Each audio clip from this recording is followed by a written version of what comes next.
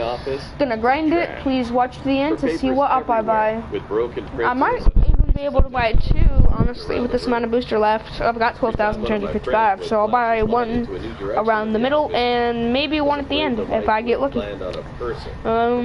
Please like, subscribe, and turn on post notifications so you never miss another video. Enjoy!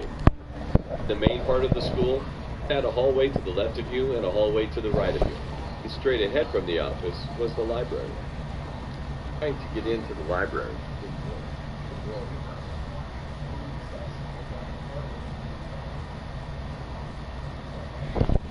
Far hallway startled me. Anyways, if it would hurry up. What we just saw. At the end of the hall, we saw a very tall figure that appeared to be a woman. She had long blonde hair and she wore a torn up, dirty wedding dress. We were about 10 feet away from her. But when the flashlight landed on the woman, she quickly ran into a classroom. Very odd. My friends and I were very afraid. Why was this woman with a wedding dress standing there in this abandoned school, just staring at us? Alright. We just stood there waiting for anything Getting into to a happen. match. Standing in that very dark hallway for 3 minutes. Felt like 20. Ring! Suddenly the school fire bells went off, making us sprint as fast as we could back to that main office window. As we were running, the lights aggressively flickered, making it harder to see. It was like someone was flicking the light switch as fast as they possibly could, making the lights abruptly switch on and off. It terrified us. Then we rushed into the main office. When we were in there, one of my friends yelled, "Oh shit!" I looked to see what he was looking at, and what I saw made me lose it. Behind us in the main office was the same woman. She was now closer. Her hair covered her eyes, but that wasn't the scariest part. The scariest part was her mouth. This woman's mouth was unnaturally wide. It would be impossible for any human to open their mouth as wide as this woman's mouth. She was still staring at us, but with a creepy giggling. All of us screamed when we saw this disturbing woman. We got out of that window so fast and made it outside. By the time we got outside, someone already had called the cops because of the fire bell. And my friends and I were caught. We told the cops there was someone else in the school. Go get them. 6 cops entered the school looking for the woman that we encountered. After about 30 minutes, the cops came out of the building looking unsettled. While I was in the car, I could hear the 6 cops that entered the building telling the other cops that there was very unusual activity in that school. 15 minutes later, we were escorted home by the police. My friends and I were both grounded for a long time. We didn't tell our parents or anyone about the woman we saw. I still remember exactly how that woman looked. Face, hair, wedding dress, and that disturbing mouth. Funny to describe. Bomb located by Op 4.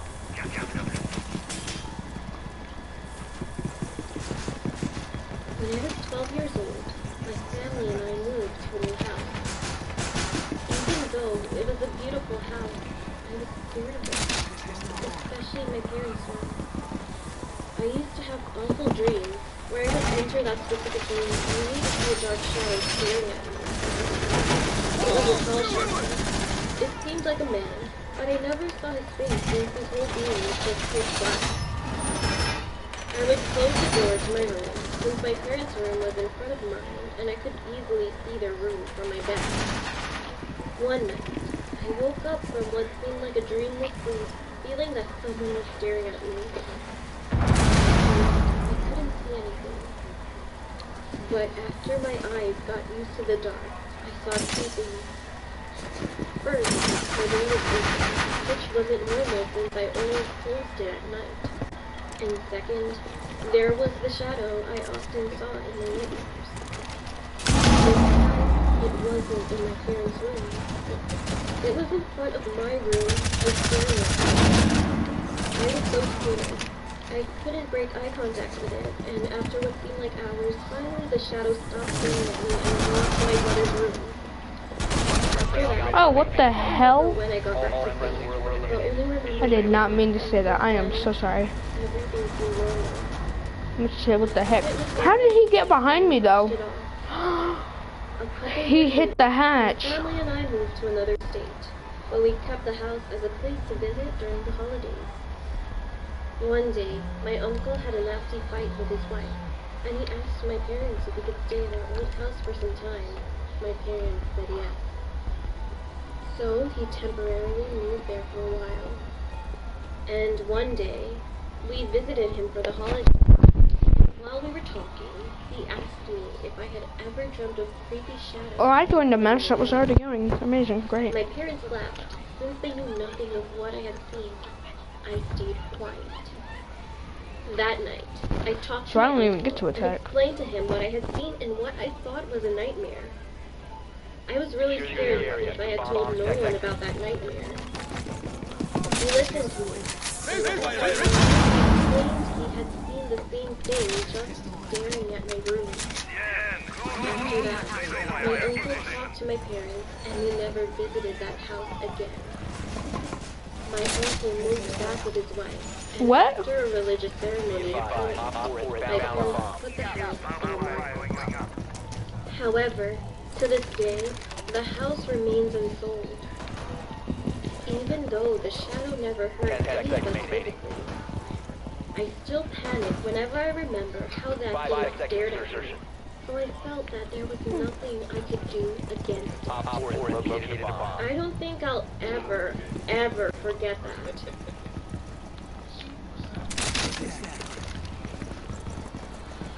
One day, I got a call from a friend of mine about going to the mall. I want that shotgun. I thought, Well, guess you might get it. we ended up shopping for a few hours, so we decided that hitting the food court would be the spot. I gave the girls my order, and I told them I would come back and find them as I needed them after I used the restroom. The restrooms are at the end of the large and wide corridor. They were your typical mall type with lots of stalls. Anyway, so I sat down to use the bathroom, and I could see from the gap on the floor between the wall of the stall and the floor, lots of movement from the shadow. I wasn't sure if they were getting changed or not, so I didn't pay attention at first, but it felt like the shadow was coming from above at some point. You know, as if the light above was being obstructed by something. After maybe the third time, I decided to look up and I could see a falling apart of the guy's arm leaning over. Someone was taking photos of me. I was shot guy and in a moment of pure shock and disbelief, this all very quickly turned to fear as I got up and leaped out of the stall and was greeted by an empty bathroom. Not one person was in sight, and from the quick glance of the mirrors opposite, How? What do you mean? I ran Oh, this game sucks. And I got on an ongoing match, so I didn't even get to do anything. I heard the stall open from behind me.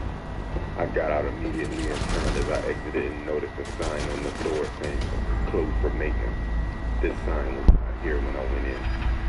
I screamed some more, shouting to get anyone's attention as I ran down the corridor toward the food court, and had obviously caught the attention of a few people. A group of 3 guys stopped me and clearly could see the panic in my eyes. They asked me questions and I explained. 2 guys ran toward the ladies' restroom and wanted to find security. Security arrived within seconds. After a while, a rather large crowd had gathered due to the commotion, and although I was in the comfort of my friends, security and now the police, I never felt so alone. Security and police, nor 2 guys found anyone. There was a few staff only, and fire exit doors opened down the corridor, so plenty of escape routes for whoever this guy was. I gave my statements down at the station later that day once my parents showed up. The police said they had security tapes from the cameras that point down the corridor and will keep us updated with any news. 55 minutes left of the stream. They find this guy. Probably.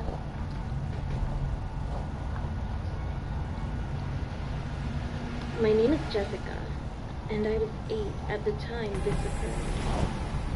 I was the youngest, I'm the only girl, so my older brother Hunter was taking care of me. At the time, Hunter was 14, and we had to stay home while my parents went to a bar with their friends and my older brother, since they were much older than us. Our house was in the middle of the woods, and our closest neighbor was maybe half a mile away.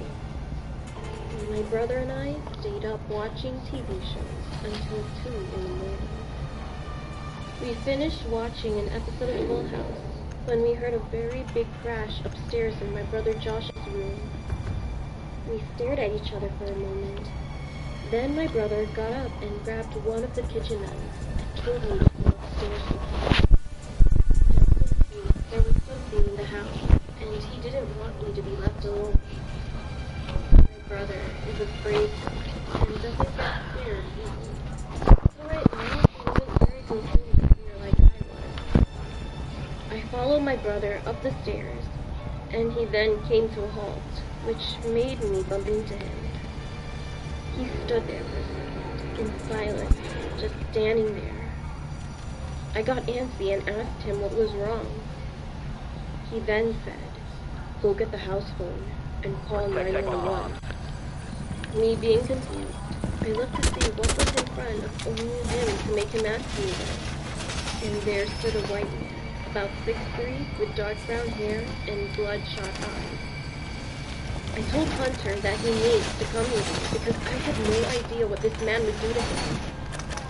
I grabbed Hunter's hand, ran downstairs, and grabbed the house phone. We dashed into the bathroom and locked the door. I could hear the footsteps of the man slowly walking downstairs. I could hear my brother on the phone with the police behind me. I was fixated on the footsteps, which got closer and closer to the bathroom door. It was silent, and I could no longer hear my brother on the phone, or the footsteps. When all that made me wake from fixation was the loud pounding of the bathroom door, I screamed in fright. For the man was at the door now. He stopped for a moment, and I could hear his deep, harsh breathing. He then whispered, "I'm not gonna hurt you. All I want to do is give you kids some sweets." My brother then yelled, "We don't want any of your damn sweets." I could tell my brother was getting angrier by the second. And then the door handle starts to shake very fast and frequently. We backed away from the door and by the window, which was across the room from the door. My brother opened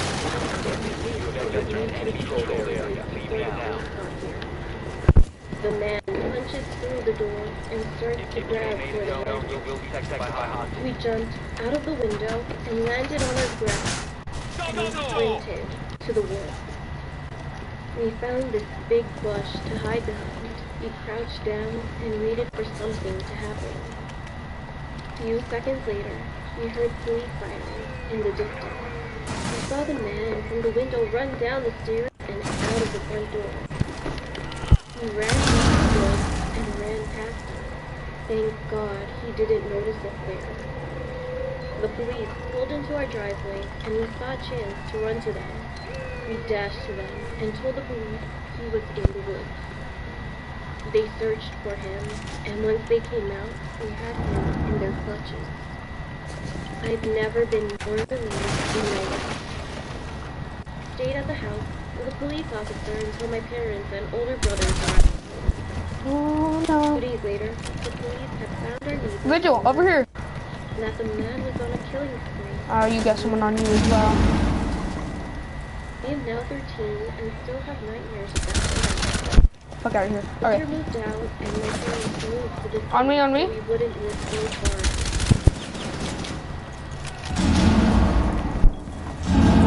This is a story when I was just 6 years old that I think Oh, I stabbed you! What the heck? Ah! When I was a little boy, I lived in a big house that had a little... I even said get the heck out of here to the last guy. You could spot a soccer field, even from far away, because it's How did he uphill. one-shot me in the chest? One day, two of my cousins, sisters, and I decided to go uphill. We were going down innocently without knowing What? was going to happen. As we arrived on top, we were surprised because there were many people around there. And it was just like this festival kind of situation. It was very crowded and loud, but there was enough space to walk comfortably. The four of us got a little bit sad. We couldn't play soccer. There was nothing else to do. So we decided just to take a walk and followed the pathway that headed on top. As we went further up, a dead end was what was waiting for us. We then decided to go back because there was nowhere to go. But as soon as we turned around and stepped down, we noticed that the crowded loud sound, the people at the ground, were gone. Completely. I got scared and shocked. The people vanished in an instant. Not only me, my cousins and my sister were as shocked and scared as me. We just started to scream and ran away quickly. I started late on running away, but I soon caught up with them, passing one of my cousins. But as I was running away, I could feel someone grab one of my legs all of a sudden. It made me fall down hard, instantly. My face hit on the ground and my nose was bleeding. I cried so much that time, but my cousins and my sister helped me get up and we ran as fast as we could.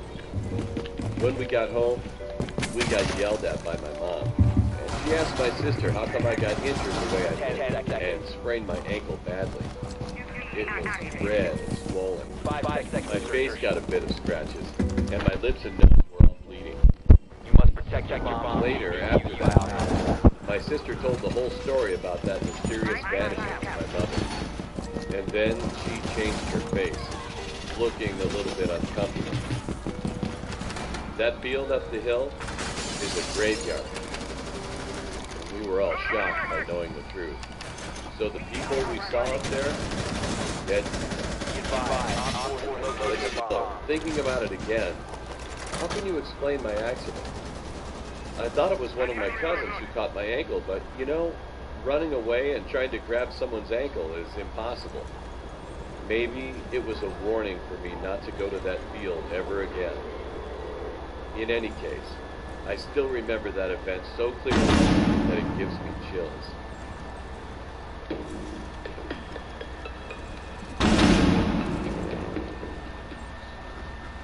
It was a beautiful day in August. My family and I had just finished packing for our trip. We're bored and hadn't planned to do anything because our trip was in a couple of days. So we all decided to go to the safari zoo place because it was only an hour drive and a great way to kill time. When we got there and we noticed that there were a bunch of people at the zoo, my family could get impatient. So we asked the receptionist if there was anything we could do that wasn't too busy. Lucky for us, there were private tours.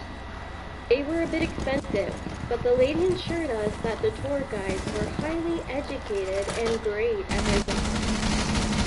We were given animal food and introduced to our private tour guide. When we first saw our tour guide, we noticed he was a little off. He had a weird lisp, didn't speak very much English, and had a really bad lazy eye. When my dad first tried to speak to him, he ignored my dad and gestured us to one of the safari minivans. We were a little taken aback, but didn't think anything of it. Once we got into the van, we noticed that there was a bad smell and a bunch of animal food on the floor. He started driving before we could get our seatbelts on. We first passed by lions and tigers. It was all really cool. There were Holy also crap. a bunch of vans and tour buses behind and all the attention of the animals. It scared the crap out of me. Out of the blue, Thought I was gonna die. turned onto a trail that no other buses or vans were going on.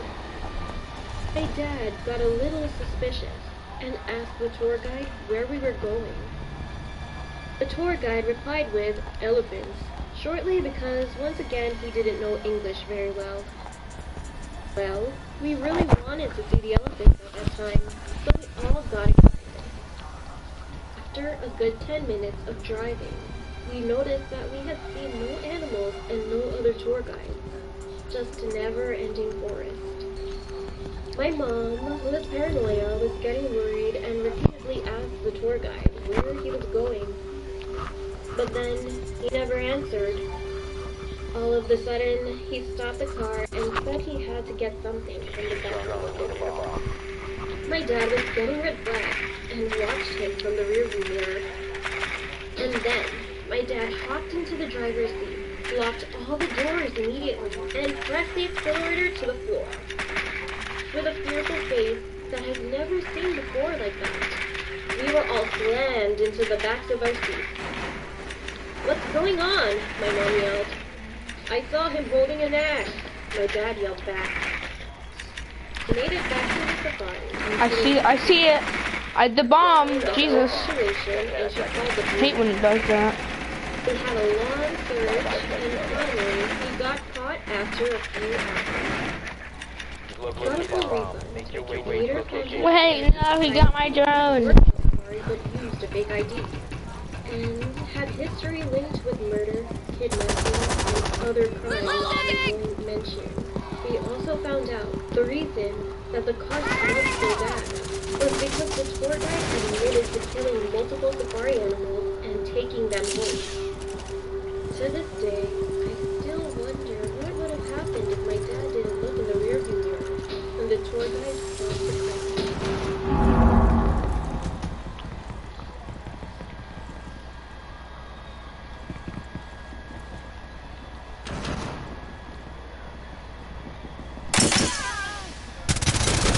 How? How could you possibly have shot me?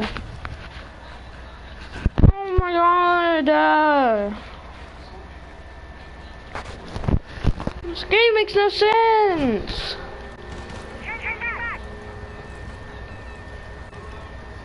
Jump! Just go through! Started babysitting a family with 3 kids. 2 boys, 1 girl. Like seriously, just pop through the window. There's no one there. Friends with my little Gary. I spent mom if I could help out just because she had started taking on more shifts. Her husband, People in the room, just rush them straight up. they lived right next to mine. He's in the turret in the back right corner. That's his thing. That's one of the alibis things. Having that much experience. Back right corner, there is a turret. I said it was going to be difficult. Just want to let you know, real quick. Don't. The oldest was fine, just playing on his Xbox most of the time or doing homework, but the 2 youngest were a different story. The middle child, daughter, was completely obsessed with horror movies. He got turreted. She likes to reenact them, and the youngest son tried to set the Christmas tree on fire. I know what kids feel like since I have a lot of younger and older cousins, but this one drove me insane, and I would constantly worry about them between themselves or each other. If they played us, I would call their mothers.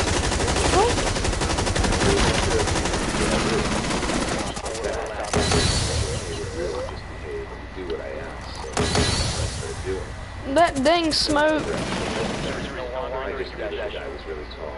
He was always describing me as still being really nice. On this occasion, I had said to the youngest boy, He's gonna pop in. call his dad if he didn't stop behaving, which resulted in a huge tantrum. Yeah, get him. Luckily for me, the dad was getting to work early, so You weren't even shooting his body. Where was the blood? he could and apologize for his behavior.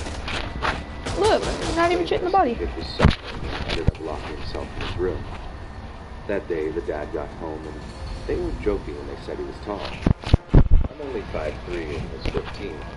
When I saw him having to crouch a little to get through the door because of his size, I remember thinking, no wonder the kids won't there. I said, he had brushed off and said that it needed to be done and not to worry. We were both sat on the couch. I can't really remember why, but I think we were talking about what days they needed me for. Now at this stage, the 2 youngest went outside to play while I was in with the oldest, as I had just been tidying a little from dinner. I was pretty weirded out because his oldest started to get pretty antsy when asked to go to the shop. Kept making excuses to his dad, so I just offered to go. I could see the dad physically frustrated and just wanting to defuse the situation. Now, I would like to point out that everything seemed normal at this point, but I remember feeling really intimidated by the dads. I only met him just one time and spoke for no more than 20 minutes. It turns out that the oldest had said to his mom that he didn't want me left alone with his dad, as he had apparently been watching me a little too closely during our short encounter. The parents had asked me to babysit later on that week, which I had agreed to. However, in the space of 3 days, that quickly changed. I heard him apologizing. They're down, yeah, that's it, because I can hear the jammer. I was a little agitated since I had changed plans, but wasn't too bothered and just said it was fine. Just let me know when she needs me.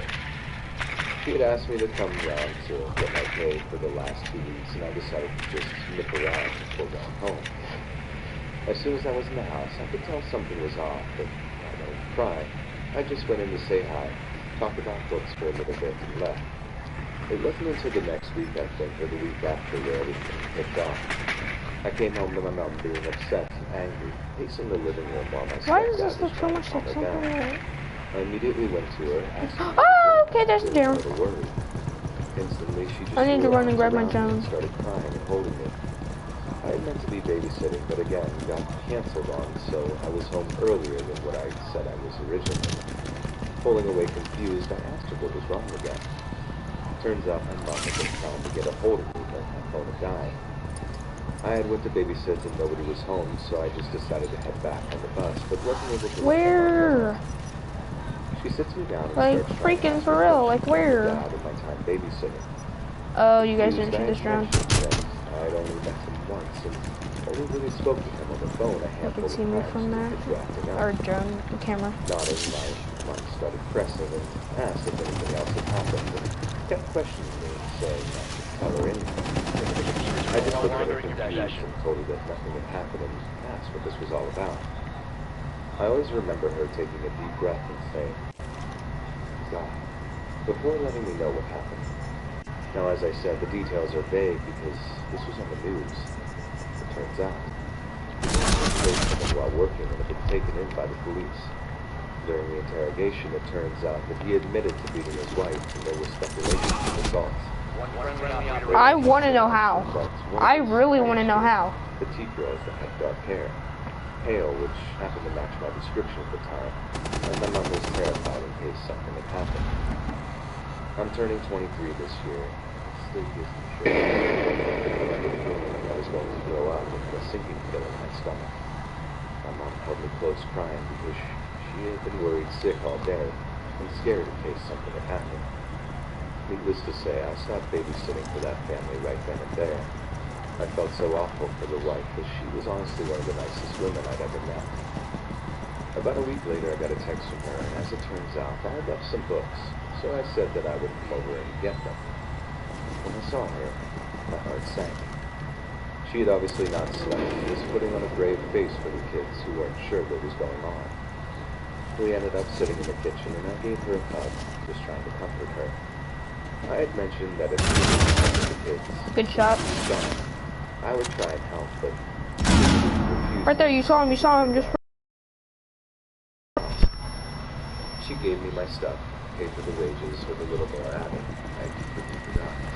She said she would be but it would be better if I just took a step back from the family, and she didn't want to get hurt for being associated with them. To this day, I still think about that. I'm still scared and thinking about what could have happened. Young kids who were 5 seconds. No! I helped the oldest when he started high school. Most of the kids were. It was awful. And certainly it wasn't the fault of the family. Hey folks, thanks for listening. Be sure to subscribe and click that notification bell to be alerted with all future narrations.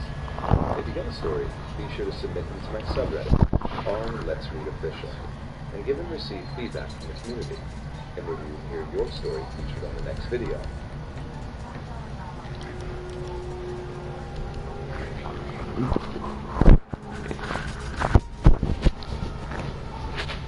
Secret Santa is a game that usually gets played in a classroom or, in my case, an office. We always look forward to Secret Santa, as we had an almost family-like community here where we were all encouraged to spend as much time as possible together. The tidbits of gossip were always playful and fun. This is one of those times. This time around, I was the unfortunate soul he was gifted upon by the weird IT guy. Let's call him Squid. Squid was a guy with no social skills whatsoever, however, at the same time, an ingenious worker in his craft, or so they told me. A little background real quick. I'm a secret collector of these weird big-headed toys called Funko Pops. Not just any particular type either, but specifically Game of Thrones types. I had them all. However, there was this one character that I could never find, and that was a specific version of Tyrion. The one where he's in the battle armor with a scar across his face. You know, like in Season 2's Blackwater episode. Point is, not everyone gets the whole collection thing, and Funkos are, well, different than what everyone else was expecting. Nobody at work knew, and I intended to keep it that way. On my way home, between the time it was signing the Secret Santas and the day we exchanged, I ran into Squid at a hobby store. It looked like he was expecting to see me there. Or maybe that was just because he was weird and always looks that way. Either way, I have no clue. I didn't expect to see him there and tried to turn and leave. Me being an idiot, I looked back as I cleared the door and accidentally made direct eye contact with him. He got really nervous and looked down at the ground. I wasn't sure what to do, so instead I just left. I would talk to him next time I saw him and make up an excuse. I wouldn't bring this up, but the thing is, it plays a factor in the day we exchanged. Turns out he got me exactly the Funko doll I was looking for. I bore Tyrion with his battle scar, specifically the one I never told anyone at work I wanted. How he knew just made those bells in my head explode. Everyone had a good laugh, and Squid looked so nervous, almost pale, when he gave it to me. When I asked him how he knew, he said it was just a guess, seeing as we ran into each other at the store, by chance. But when I got home, I put the doll in the corner of the room and never took it out of the bag. It just seemed so creepy to me that he knew to get me specifically that one doll. I couldn't even add it to the collection. I almost threw it away, but instead I just forgot about it for the next few weeks. I got you. Squid continued to ask me Zephy's got it. specifically what I thought. Alright, the moment you get me that. I kept telling him I did it, and saying he just kept getting more annoyed about it. He's been watching me more and more these days. I was thinking about complaining to HR, but everyone knew that Squid was like this Weird. weirdo. Uncomfortable, but accepted regardless, as per the nature of the So one day he asked me, and I decided just lie and say yes. I stood the thing up in my TV room. Poor Squid looked beyond skeptical, and beyond that, even more annoyed, like he could just see through it. Turns out, Squid can tell me why. Who knows? Either way, it was getting unbearable. So I get home, and the first thing I do is take it out of the bag and throw it away. As I do, I notice the factory seal on the box is torn open. Well, sort of. That wouldn't bother me so much, but they have masking tape over it as if to try to hide the fact. Big deal. See, someone got caught trying to take it out of the box, and they just refurbished it. What do you mean, brother? To look at it closely. Anyone, it doesn't matter. Big creep slipped a note inside, but there was nothing but the usual stuff. I noticed two things out of the gate. One was that the doll was heavier than usual. Like I said earlier, I've been collecting these things for quite some time, so I should know. The other was that the head had a crack in it. I take a closer look and notice that the crack actually wraps around the entire head. I prod at it for a second and notice that it's actually a seam from when it was split open. The head came apart very easily, and as it did, the small thing fell out of it. It looked like a plug or something, but then I realized the plug had a small glass over the receiving part. I take a closer look and see this tiny red light. And then it hits me. This is a camera. Some kind of DIY thing, like it was homemade. As I make it to throw it across the room, the light shuts off. Got 30 minutes left of this Realized picture. I found him out. I wrapped it in open it 3 up. I'll plastic put it bags, then put it into a box. It's gonna be The thought of gray. having it I in bet my it's gonna be house made my gray. stomach turn. Yep, But every I time. needed to show I it don't to get good HR. stuff. When I showed up to Ew. work the next day, Squid was gone. Turns out he left a All my last friends second have call black saying that eyes. he I was quitting, have a effective bunch of immediately. really low Turns out levels he that even wiped have his black entire eyes. hard drive before he took off sometime the prior night. The word got out that Squid was trying to spy on me, and everyone was pretty cool about it. Mostly on account of them saying things like, I knew it. I mean, let's face it, we all did. So here's the part that really messes with me. main reason Squid was able to learn so much about me was the fact that I was foolish enough to leave my Google account logged into the work computer. From there, it was easy enough task for Squid to break into my account and learn all my personal information. Think about it. My entire phone was linked to Google. That thing has me on GPS, granting him the ability to stalk and keep track of me just 2 rooms away. No wonder he found out about the Sorry, I was dog. He had checking almost something. everything, but bad for him, I didn't own a webcam or anything like that for him to hack. He just needed to see me at night when I was private and vulnerable. I deleted all my accounts, changed my numbers, got rid of everything that gave him access to my personal information. I changed bank accounts, cut my credit and debit cards, completely uplifted my digital footprint. It just scares me because I just don't know how much information is out there about me, how far it goes. In the end, the police caught him and he was brought up on stalker charges of some sort. He pled guilty to infiltrating my life. He told them he wanted to learn the layout of my house. Do I really need to spell it out for you any further? Look, judge me if you want, but please, for the love of God, be careful when you share your personal information, especially when it comes to work computers. You just don't know who is watching.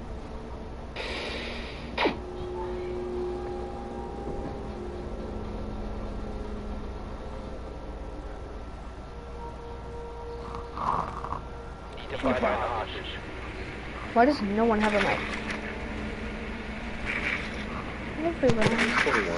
Oh, someone does.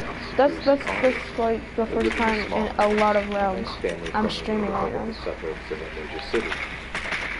So illusion. Had the master bedroom on the main floor, and Bruce had the other bedroom on the main floor. My bedroom was on the mostly finished basement, which was great because I had a ton of privacy and a lot of open space. There was a side door that could be accessed from the basement, so I could come and go as I pleased without bothering the other roommates. We were all pretty close, but it was nice to feel like I had my own living space. Bruh, right over here on my drone, At the time, Bruce and I there was a hostage. hostage Halloween, and the fall season in general. and cabin vigil. Let's It wasn't go. really ideal for us to go out and attend Halloween parties like a lot of the other people we knew. I'm gonna come stand in this line and drone as well, because like these two people are doing it, so I'm gonna just stand in the line and drone. In my basement bedroom and just hang out and relax. After we watched a couple of movies, we started to get a little bored. It was about 11 p.m. and the trick-or-treaters were home, and most people were worrying for the night. Knowing we had to work in the Oh. morning, we decided it'd be a good idea for us to go on a quick walk and call it a night. There was something about the air on Halloween night. It's like when you go on a vacation to Florida, and the night breeze just feels and smells different. That's how it is on Halloween. It's nostalgic and can almost give you a euphoric feeling. Anyway, as we started to walk in the quiet and somewhat desolate neighborhood, we approached the park. Now we walk through this park all the time during the day, probably at least 50 times at this point. It was a little park right in the middle of the neighborhood. The park had a main entrance from one of the busier streets, and a back entrance from the street we lived on. The back entrance was covered with a lot of trees and a very small wooded area. About 30 yards from the entrance, there were 3 baseball fields, a pavilion, and a basketball court. Unbreakable, really? We walked into the back entrance where all the trees were, and it was nearly pitch black. But there was a low orange hue from the street, barely making its way through the trees. As we walked through the wooded area, we both stopped abruptly. We thought we saw a man standing at the end of the path. The figure was completely still, and it was so dark we couldn't be sure what it was. I called out, "Hey!" to the figure, but no response. I suggested we should turn around so we could check it out. I'm here. Usually the braver of us too. As we got Couldn't let a closer, teammate die, bro. There was a man standing there. The man was completely still and had both of his hands in his pocket. His head was down facing the ground. Trying not to freak out, we decided to slowly back up and make our way to the street and our house without further confrontation. Before we even moved, we heard a noise. I don't get it. Trying to focus our eyes in the darkness, we saw 2 more figures moving towards us in the woods. Oh my god, Vigil, you're The bad other at the guy just game. standing there. He really popped me in the leg. I wish I could explain the feeling I felt inside me during this point. It's like the sinking pit in your stomach when a cop pulls up behind you with his lights on, but 100 times worse. Fight or flight kicked in, and we turned and sprinted full speed out of that park, onto our street, never looking back to see if they were following us. We ran right to our house and locked the doors behind us. While sitting in the basement, we had all the lights off, and we were trying to look out the basement windows to see if we could see if anyone followed us or possibly saw the house we went into. We were so scared we didn't know what to do. Were we in real danger? Was it someone just playing a prank? After about half an hour or so, we decided that someone most likely didn't follow us. It was probably okay to go to sleep, especially considering we both had work in the morning. At about 2:30 in the morning, Bruce woke me up. He said he thought he heard something outside his bedroom window. I went to his room and looked out the window and I could see a pumpkin laying in the backyard. This was concerning because we didn't have any pumpkins outside our house. We didn't set any extra decorations or anything like that. For the second time tonight, we were terrified and decided to go into the living room. Got a vigil? While in the living room, we made sure we had the house lights out and began looking out the front windows. Within the first minute of looking, 5 seconds. three men standing in the middle of the road just staring at our house. Red, 10 We thought the go. phone would be there were three guys I'm getting a lousy warning when I get close to that. growing a pumpkin in our backyard. We just sat in the living room for about 10 minutes trying to think of something we could do. We made sure the front door Come on, was don't locked. shoot me. I want to be your friend. Kitchen light. We looked out the window again and the three men were gone. Nothing but the illumination from the street lights. For the rest of the night, we stayed in the living room watching sports center until we eventually dozed off. Morning finally came. Okay. As we got ready for Darth work, we Vader. just agreed it was Wow. probably just a Halloween prank and we should move on and forget about it. However, when I got into my car, there was a note on my windshield that said, "Happy Halloween," with a smile on the face sticker. What I read next gave me the same feeling I had just had a few hours before when I thought we were in real danger. At the bottom of the paper it said, "P.S. Good thing you lock your doors." These people are Bruce and I both decided to call in from work and stay home that day. Nothing else of note happened regarding the suspect, but it's just a reminder that it doesn't matter how quiet and nice a neighborhood you think you live in. We're eliminated all friendly. I got shot up from behind as well.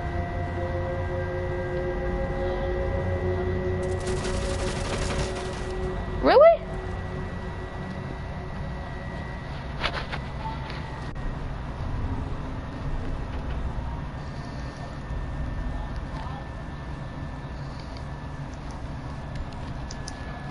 Yeah, I don't think I'm even gonna be able to get the thing. You know what? If you're like me, staying home alone every day in the summer can become a drag. I've always been someone who needs to stay busy all the time. I like being alone and want to always be active. Last year, after finishing my freshman year of college, I decided to take a summer job to make some extra cash. I worked for a landscaping company, but the pay was under the table. I won't put the name of the company out there, but the owner seemed to get me, so I figured perhaps I could become a full-time employee later in the summer. For the time being, he agreed to pay me based on the different jobs we did. For the first few weeks, it was great. I was getting super tan and jacked from all the lifting. For the first 3 weeks, he paid me, and I was getting paid quite well. But by the time we got to the fourth week, That's perfect. started to get weird. He usually paid me straight. Bulletproof, bulletproof, bulletproof. When I brought it up to him, he just smiled and Oh, said what's that up? he was going to start paying me every 2 weeks. 10 seconds I was left. kind of annoyed, You seem to but be he Moses, basically so said I'll just whatever let you because be. I figured I would have a fat paycheck 5 every seconds week. counting. Well, fast forward another week and I don't get paid. Hot location I'm secure. upset. I've been doing hard work for 2 weeks and not getting paid. I called my boss and asked what the deal was. He told me he just forgot and he was sorry. I shrugged it off and said, whatever. What? I want it in. To meet him at, and he handed me an envelope.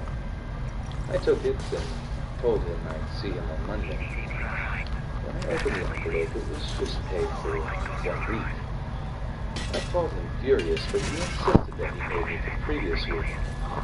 I flipped out over it and told him I didn't want to continue working, especially under the table. Hold up, about to be a drone popping in. He Gotcha. called and begged me to come back for a huge job we had next week and that he would pay me double. I agreed, thinking this would likely be my last job and I could take the cash and move on. Monday comes and I meet him at this huge house surrounded by Shield up. open land. We started laying Montane. Before I knew it, I was alone. I didn't see him anywhere. I want to rush this I got a little Montane. angry that I was now by myself doing all this work. After an hour or so, I finally see him emerge from the back of the house. With a professional That's not a Montane. He came up to me and in a very soft voice, he said, Montane's there too. I didn't want to return to the basement. I tried to get it. Please. A request. I still wanted to get out of the heat for a second, so Behind you guys. once in the basement, I found the water in the in a matter of seconds, but He is. what I noticed Guy right there. was that the water was already on. Right there, he's going to crib. I turned around quickly and Yep, y'all know where he is. a skinny woman standing behind me. He had his hands out facing me, and she had one hand behind her back, almost as if though she was concealing something. How'd you see him? Speak, he said. Shouldn't have come down here. There you go, that's the guy. So, quick on my feet, I kicked him in his ankle. My car drove over there and called the police. The worst of Belk. all of this was that Belk, where are you? Here, nothing sit they still. could do because Belk, stand still, I'm gonna heal you. table. I'll stim you. There was no record Will you of stand this still? man helping me. No one There we had go. seen one of his trucks with the logo on it. Fortunately for me, this guy didn't know if I lived. It almost seemed like the company was a scam. Op 4 eliminated. I know there is a lot I could have done differently, but this is easily the weirdest experience in my entire life.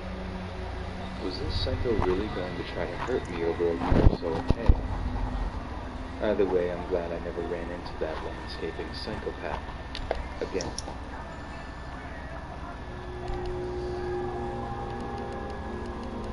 Do you guys ever have that feeling that you're gonna get screwed? Bad? You ever just get that feeling? Because I've got that feeling and it's very I'll share a large. story involving a very dangerous and scary situation I went through on my way to my girl's house. I'm not doing this to cause fear in other members of the sub. I only want to make you all aware of the dangers of driving alone at night, especially when no one else is around. Like I said, at the time I had this encounter. My girlfriend's place about 20 miles from mine. Most of the area I had to drive through was heavily developed. However, there's a stretch of roughly 5 miles that was probably just as rough as it was when people settled in the area just after the Civil War. It doesn't really matter how long it's been this way. Here, just in case they... Oh no, that'll ruin your past. Regardless of the history of that road, there are no business or houses along that stretch of road. Mainly just open fields and woods. Not to mention, Good drones, good drones. we usually end up back and forth from time to time. Nope, perfect. Muzzy, right here. Oh. Stretch. 5 seconds. It's usually a quiet and enjoyable part to drive the entire time. Illusion, what are you doing upstairs, brother? I never imagined that anything scary or violent could happen to me. And was I wrong? That night I clocked out just after midnight and sent my girl a quick text to let her know I was on my way. The plan was to spend the night at her place, so after a stop to get gas, I hit the road. That late in the evening, I didn't see many cars going my direction, so I floored it in hopes to get to her house fast. Does anyone have a deployable shield? Just in a matter of minutes, I saw 2 cars driving next to each other. Anyone? Deployable shield? I didn't At all? care. I just wanted one Please? to get out of my way, so I continue on my journey. In my haste, I honked the car ahead of me in the passing lane. He's dead. Lean on. I just gave him a sort of beat to announce my presence. To my relief, the car sped up and moved over in front of the other car. I I was thankful to them for doing this, so I gave them a little kind wave. They've got our You know, cams. the kind you give to a kind. Yes, perfect. Thank you so much. I needed a deployable shield here. I floored the gas station. Before I could even get 20 feet down the road, the car Sorry, behind let me me do it. lights and blinded me. This made me mad, but No one out I here. flipped up my rear view mirror and tried to ignore it. If being blinded wasn't bad enough, the driver crossed the line to danger. Really? Nowhere, I was jammed in the rear and almost lost control of my car. I realized then that I was in big trouble. There didn't seem to be any way to get out of this other than to outrun them. So I put the pedal all the way to the floor and get away. Before I could gain Still there. speed, I was rammed again. This time it was harder. Thrusting forward and back on the collision. The pain came almost immediately. Thankfully, I was able to pull away and leave the other car behind. I could still see them about 60 yards in the distance. I was saved. I was able to get my forward to How did you kill me though? Like I crouched instantly. far in my mirror when everything was lit up and There's one in I there. quickly pulled my car over. Ah, dang it. Illusion, send me a friend request because I'm streaming. I would send you one, but it'll cut out my stream. I told them what just happened. He had me follow him up. Alright, I got it. Keep playing Steam? Told me he was back to the odds that they'd find a driver later. That's what I figured made it important. Keep playing Steam. Alive, Got it. dangerous. My neck was still hurting, so my next stop was the emergency room. I called my girl from the waiting room, and she almost had a heart attack when I told her what had happened. She soon met me there, and she made me let her follow me on the drive to her house. Like I expected, I had whiplash. All they could do was give me some prescriptions and tell me to come back if the pain got worse.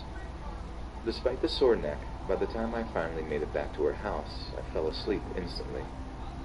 Since then, I've had my girlfriend stay over at my place, and as far as I know, the cops haven't caught the driver.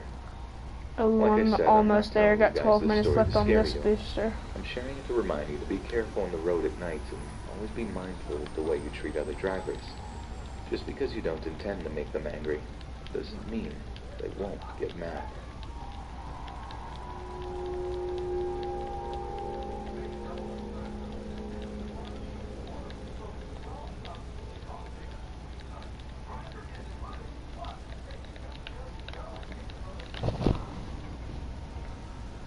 For a little context, I am currently a senior in college and live off campus with my two best friends.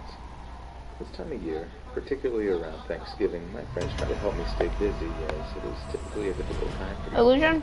My mother left our family the week of Thanksgiving when I was 8 years old, and Why am my I dad getting a passed message away already in 5 years progress? ago The on heck? November 22nd. So as I said, it's a pretty easy time of year to get myself down in the dumps if I don't stay active. Every year for the last 3 or 4 years, Hold I've up, gone gotta to my friends' accept the houses invite. to celebrate Thanksgiving with their families. It just But froze. this past year, I decided I wanted to just stay Hold on, home guys. for a long weekend. Give me a minute. I figured I could catch up on work as well as my schoolwork, which was pretty far behind. It won't load. My roommates and I didn't live particularly close to the university. Hold on. We lived in the suburb about 15 to 20 minutes outside of the school. There we go. Alright. Hosting the parties. We could just attend them near campus and head back home afterwards. Anyways, there was one house on our street that didn't quite match the others. It wasn't that the house was worse than the others, but it had no landscaping and desperately needed a fresh coat of paint. My roommates and I knew the owner as he introduced himself when we moved in a few years back. His name is Jacob. I have to use the bathroom so bad right now. Coming with 100 pounds. Look, You bet, bet. start the match and have everyone PK me until I get back. I gotta use that bastard too, so. Oh, okay, then just don't start the match. My booster's gonna run out, but I've got another one, so. I'll be back in like 10 minutes, probably. Two roommates went back to their families' houses in the hometown. They both asked several times if I was 100% sure I wanted to spend Thanksgiving alone, and I'd be fine by myself. I honestly thought I would be, but perhaps enough time had passed that I could just focus on other things and not dwell on the past. I stocked up on Mountain Dew so I could stay awake after my assignment to play some PlayStation. At about 9 or 10 p.m., I went up to my room to throw on some sweatpants and grab the blanket on my bed. I glanced out my window and saw Jacob sitting on his front porch with the 2 porch lights on. I didn't think anything of it and went downstairs into the kitchen and made a peanut butter and egg sandwich. I would say I was in the kitchen for probably about 5 minutes or so, finishing eating and doing a few dishes. When I finally sat down to play some games, I thought I heard something at the front bay window, so I went to take a look. At first, I didn't see anything, but then I noticed that Jacob had not turned the porch lights on and was standing on his front lawn, staring at the house with his head tilted like he was looking towards the windows upstairs. A little creeped out, and I tried calling one of my friends who knew I was still in town to see if she wanted to meet up or stop over to hang out for a little bit. She didn't answer, so I sat on the couch for a couple of minutes trying to figure out what to do. He was still standing there staring, so we were moving a few feet close to our property each time I looked. I wasn't sure what to do. I could call the cops. They hadn't done anything except freak me out a little bit.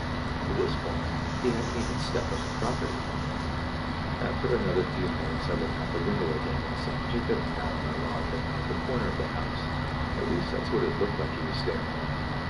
At this point, I wasn't sure what his intentions were. I didn't find out. Perhaps I was blowing this out of proportion, but I was legitimately scared. I grabbed my keys and found a few other items, thinking I would just drive to campus. Maybe the library was still open. We were off for the holiday. I kept all the lights on so I didn't see when I was leaving. As I quietly sneaked through the yard, I turned to quickly get to my car. There was Jacob, standing in my driveway. I asked him what he was doing in the driveway, and he put his finger over his mouth and went, I slapped him as hard as I could and made a run for it past my car. My instincts and adrenaline told me to just run until I found something someplace else. As I got about a block or two down the road, I saw a bunch of cop cars pull up towards the area of my house. Confused, I began to go back towards my house. Thinking perhaps another neighbor saw Jacob stuck outside of my house and called the police.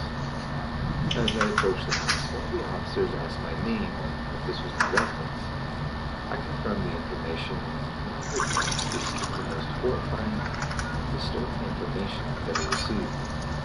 The officer stated that Jacob reported that he was on his porch when I saw him across the street.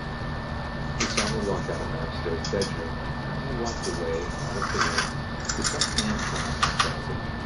Apparently that was why Jacob was looking in my room when I saw him the first time, and also while he was looking at the corner of the house. He was following the intruder who was now walking in my roommate's room. When I last saw him outside my house before I slapped him and ran in terror, Jacob stated that the random guy in my house who made it to the downstairs. Jacob was trying not to make any noise as to alert the person inside, fearful it could be violent or dangerous. As soon as he saw the man in the house, Jacob called the authorities and did his best to try and defuse the situation and not bring any alarm to himself or the intruder. The person inside the house was arrested and taken away. He didn't have anything on him other than a knife, so it is unclear if he was attempting to rob the home or something more sinister. Either way, I couldn't express to Jacob how much gratitude I had for what he did. He even tried apologizing for how he handled the situation, stating that there were probably things I could have done differently to make sure I was safe and aware of the situation. Unfortunately, this experience adds another mental scar to this time of year that will take a long time to get over. But one thing I can be sure of is that I will never spend the Thanksgiving holiday alone again.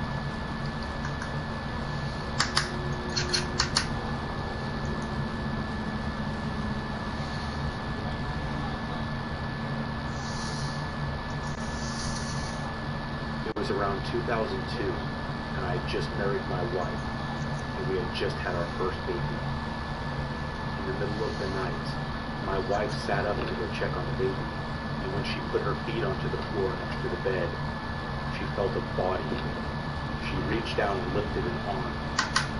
She thought it was me on the floor at first, but then she reached over and felt that I was still lying next to her. She screamed. woke up and turned on the light. There was a man passed out on the floor. I called the police and they took him away.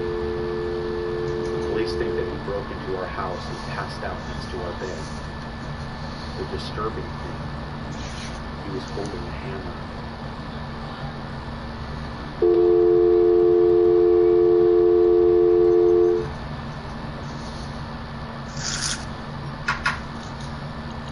First experience with sleep paralysis wasn't as eventful as others.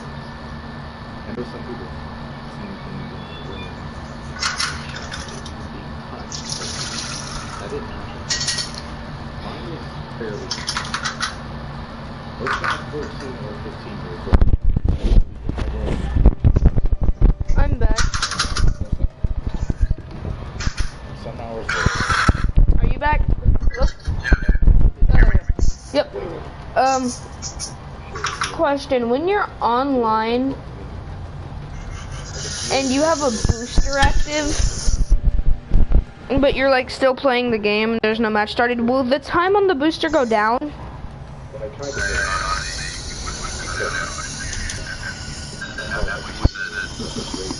Oh. Yeah, you... Online. Okay, so when you're online, does your, like, and you have a booster active, does the time, like, go down at all? Because my time didn't go down from 11 minutes, and I was in the bathroom. It's probably only whenever you play. Actual gameplay. Yeah.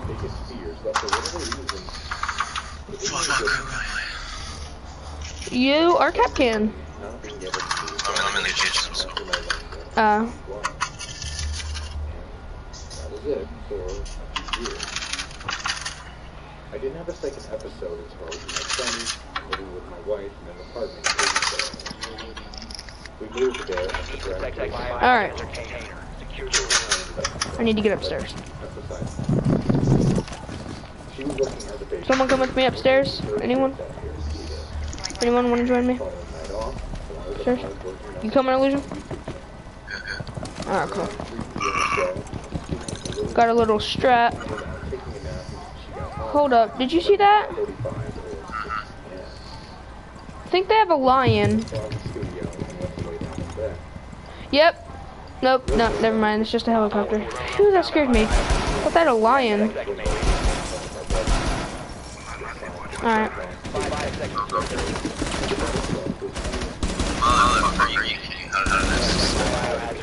Oh, it's right there. Hold up, move. Ah, move. I'm sorry. I got it.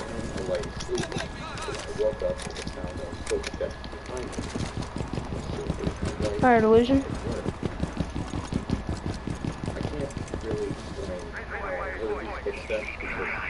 You see that?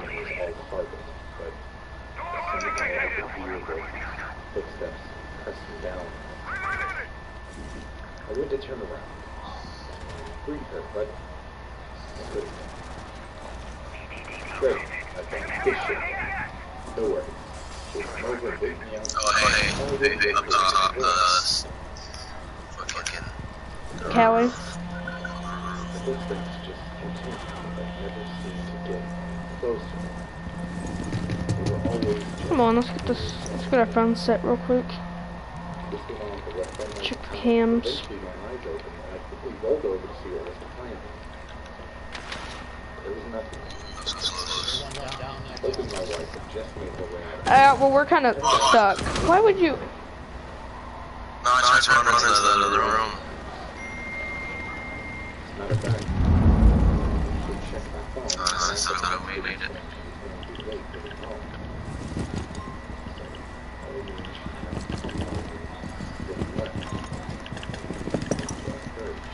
Last operator standing. Op 4 is securing biohazard container. I have had sleep paralysis episodes. Oh, well, I'm screwed.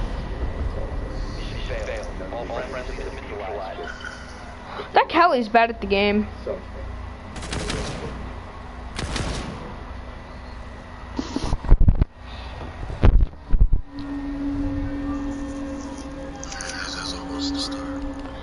vulnerable, straight up. We can make a comeback though, I think. Back around 2010 and 2011, when websites like Chat Roulette were popular, my friends and I would sometimes mess around with people on our webcam.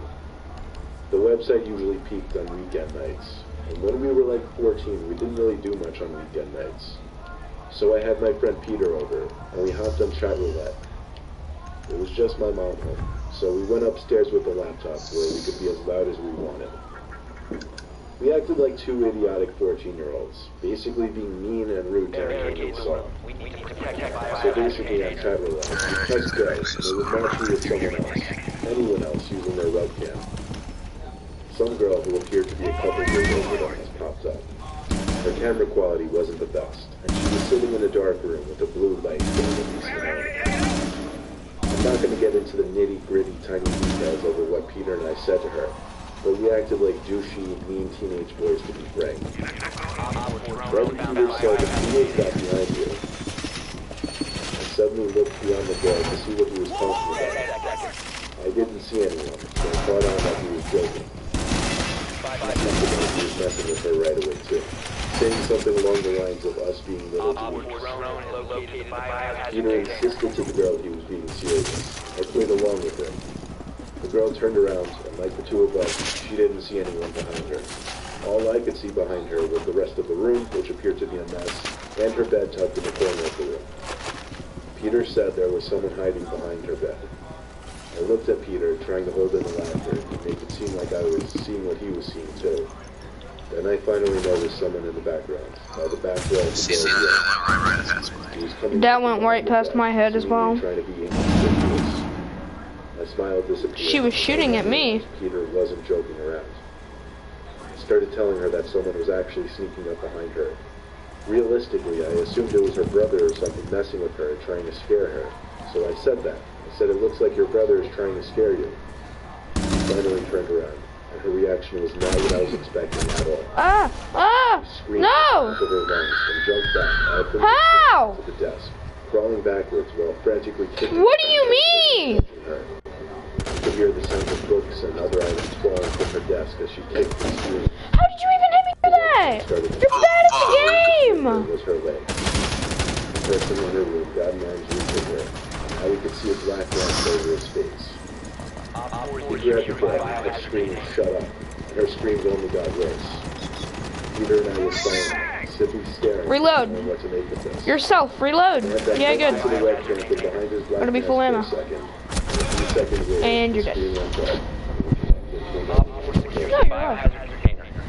you're alive. That's different. We closed out from the website and sat there to talk and take that in for a second.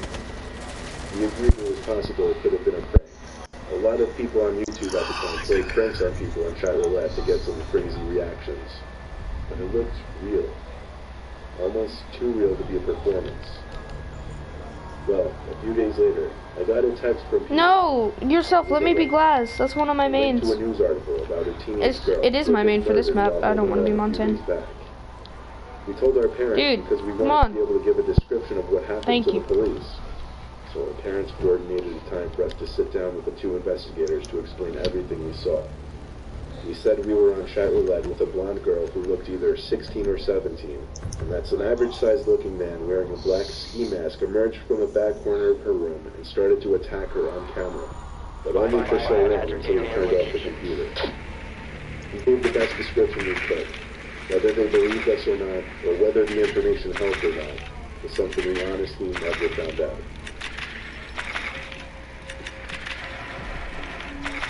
When I was a kid, I had no curtains or blinds over my window in my room. There's a street lamp just outside my window.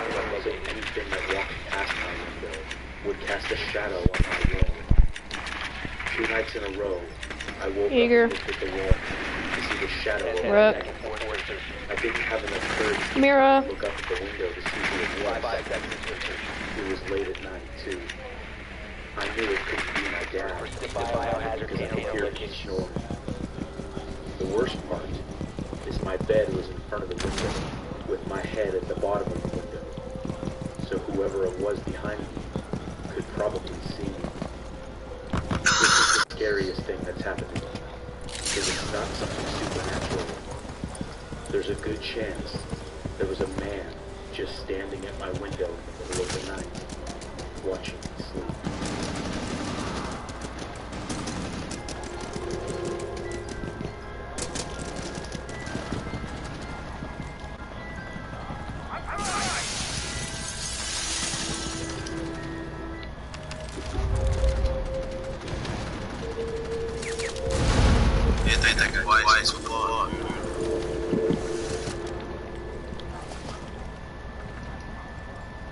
When I was 12, I attended summer camp to learn how to ride horses. We were going to be away from my parents for 4 or 5 nights.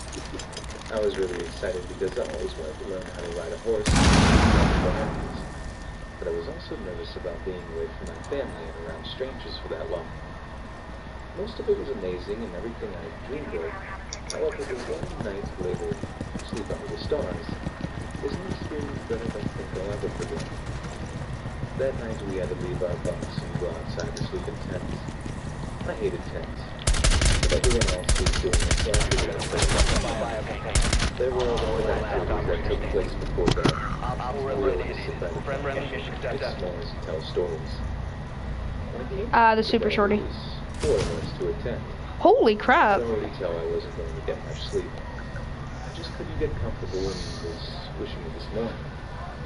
The other people in my tent seemed to pass out almost immediately, which left me to sit there and try to count sheep in the dark. There were a lot of tents in the small area due to the fact that everyone in the camp was sleeping outside for one night. I was starting to get a little drowsy when I heard what sounded like footsteps outside of the tent. I was right near the mesh window of the tent because I tended to get hot and was hoping the cool breeze would let me sleep. The footsteps then got louder, but I tried to ignore them, presuming it was a counselor or one of the camp leaders. But then I felt a presence right outside my tent. It was like someone was kneeling right outside the mesh window. I gathered the courage to look outside the window, and there was something inside. I didn't look long enough to see what it was, but something was there. It was silent at first, but then I heard whispering. This nothing whispering for minutes without a break. I couldn't really make out the words because it was so soft, but I could definitely hear something. I thought I could hear the words Savior, Sacrifice, Wept. I feel like I heard the words wept a lot. But like I said, Vigil with the Boss G, I believe. every so often, I believe he's using the Boss G. Not sure exactly, but I'm about to go find out. Oh god, he's using the Boss G. I tried several times to kick or punch someone in my tent to wake them up, but it didn't work. Eventually, during one of the moments of silence, I must have dozed off, and as scared as I was, I had no clue how I was able to fall asleep even ever so briefly. I checked the window again, and nothing was there, but about 5 minutes later, I heard a loud shriek in the dusty room. When I woke up the next morning, I asked everyone if they heard or experienced anything similar to what I did then. No one heard or saw anything other than me. I wasn't asleep. What? I heard those things that night. I don't want to say it wasn't human because nothing gave me that idea. But one type of person would have knocked by a he hit me all headshots.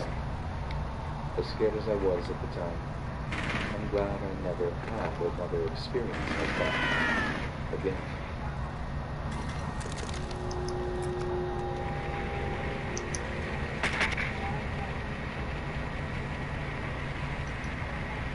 Vigil's at 20 health, by the way, I knocked him. I had just moved into a tiny town that was literally in the middle of nowhere and had less than 100 people in the total population. I was about 7 at the time, and I had overheard my parents talking about a dog that kept barking all night that kept them up.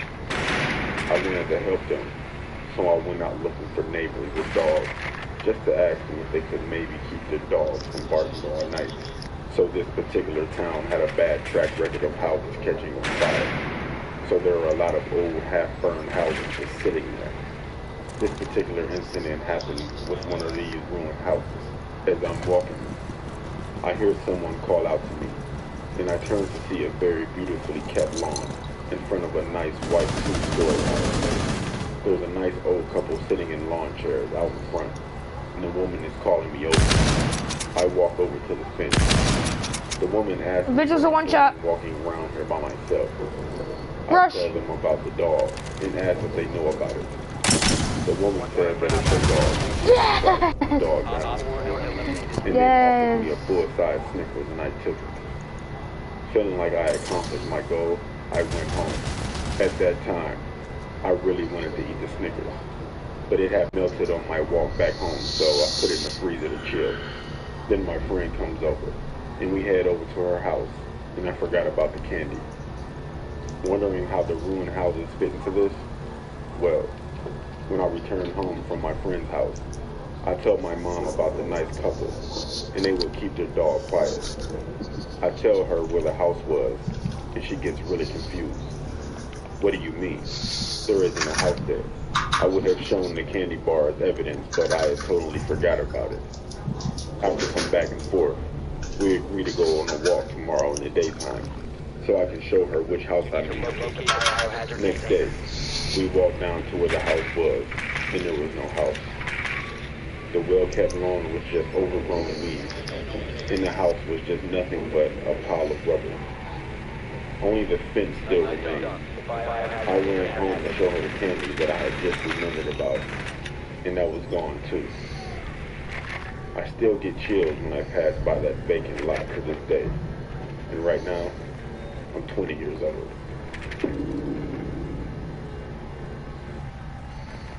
10 seconds. 5 seconds. Oh, come on. Proceed to biohazard container location. Let's stay away from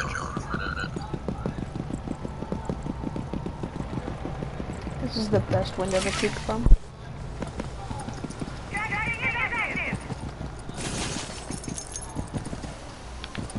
Someone rush with me from garage. Anyone? I'm the only one.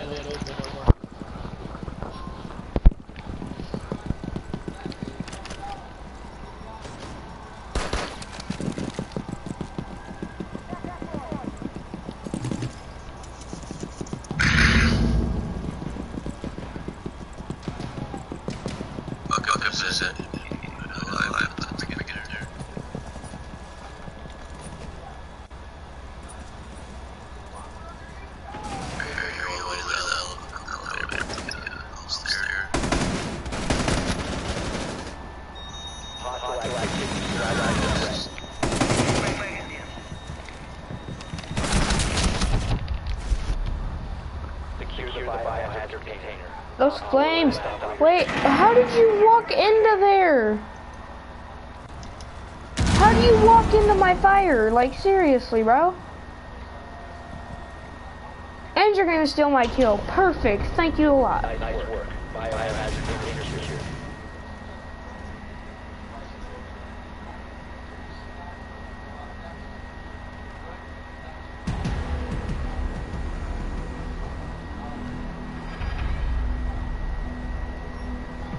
That was good.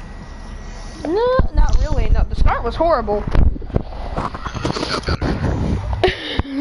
Barely. Some kid literally took my kill and got himself killed. Yourself keep playing the team.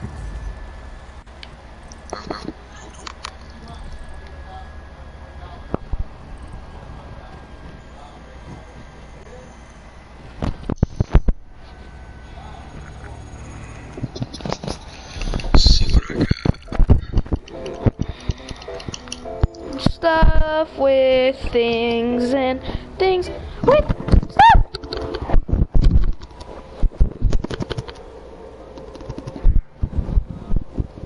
This happened when I was in college.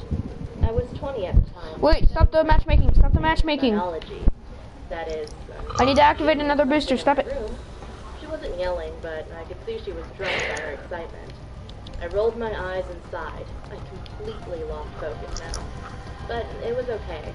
I kind of... It's activated. You can start it now. She was a party girl, a nerd. I tried to get back on my reading again. All my packs are gray. They've always been gray. I've never gotten something good out of a pack.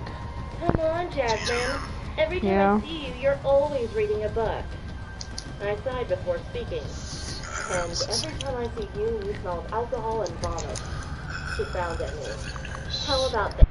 I'll be quiet all week if you come to this party tomorrow at 8. I wanted to say no, but then I thought about it. I always work really hard. Besides, she won't barge in like this for the whole week? Sounds too good, I thought to myself. So I nodded and continued to read. We got ready. I hadn't dressed up in ages, so I was kind of excited. The party was loud, filled with drunk people making out, bumping, and dancing. The party was hosted in a basement-like setting, only it was much bigger and had a lot of space.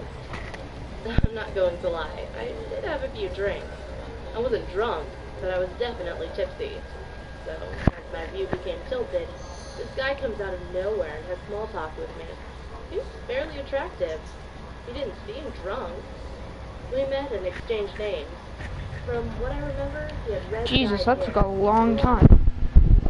About... We laughed about studying, books, and that kind of thing. The talking went on for about half an hour. Ooh, this one. I'm pretty good on this one. Just Capital, I think. It's normally who I have is Capital. I'm having fun. Yep, Capital. So That's who I later have. on, he came back with drinks. And the next thing I remember, we were making out in the corner of the party room. It was so quick. And then he asked me, "Want to go back to my place?" Which I politely declined. I already know what he wants. Besides, I needed to be on campus in the morning. Come on, I promise it will be fun. I remember that he kept on trying to get me to go, but he gave up after I made it clear I wasn't interested in going to his place. He rolled his eyes angrily and gave me a paper with a number on it. Fine. Change your mind. Give me a call. He leaned close to me and whispered in my ear.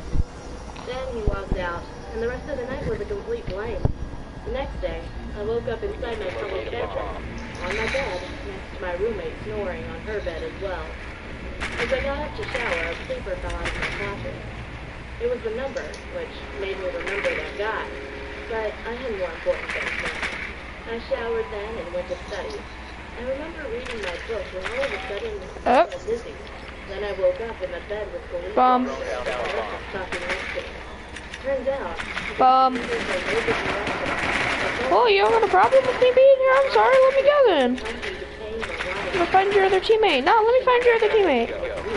Y'all seem to have a real problem with me being here. That's why on me. This is okay. Let's go! Found both the bombs and I marked all of them.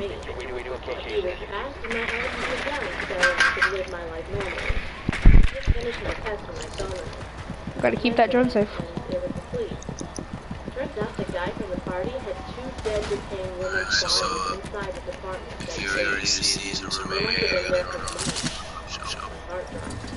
the thought that I made out with someone who ate human flesh. Or even worse, was what if I had agreed to come to his place? I may have been one of those bodies.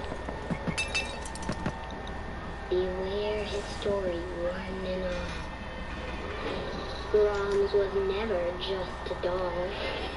To live again, he needs a friend. His deadly rules will never end. If you break them, it's best to pray.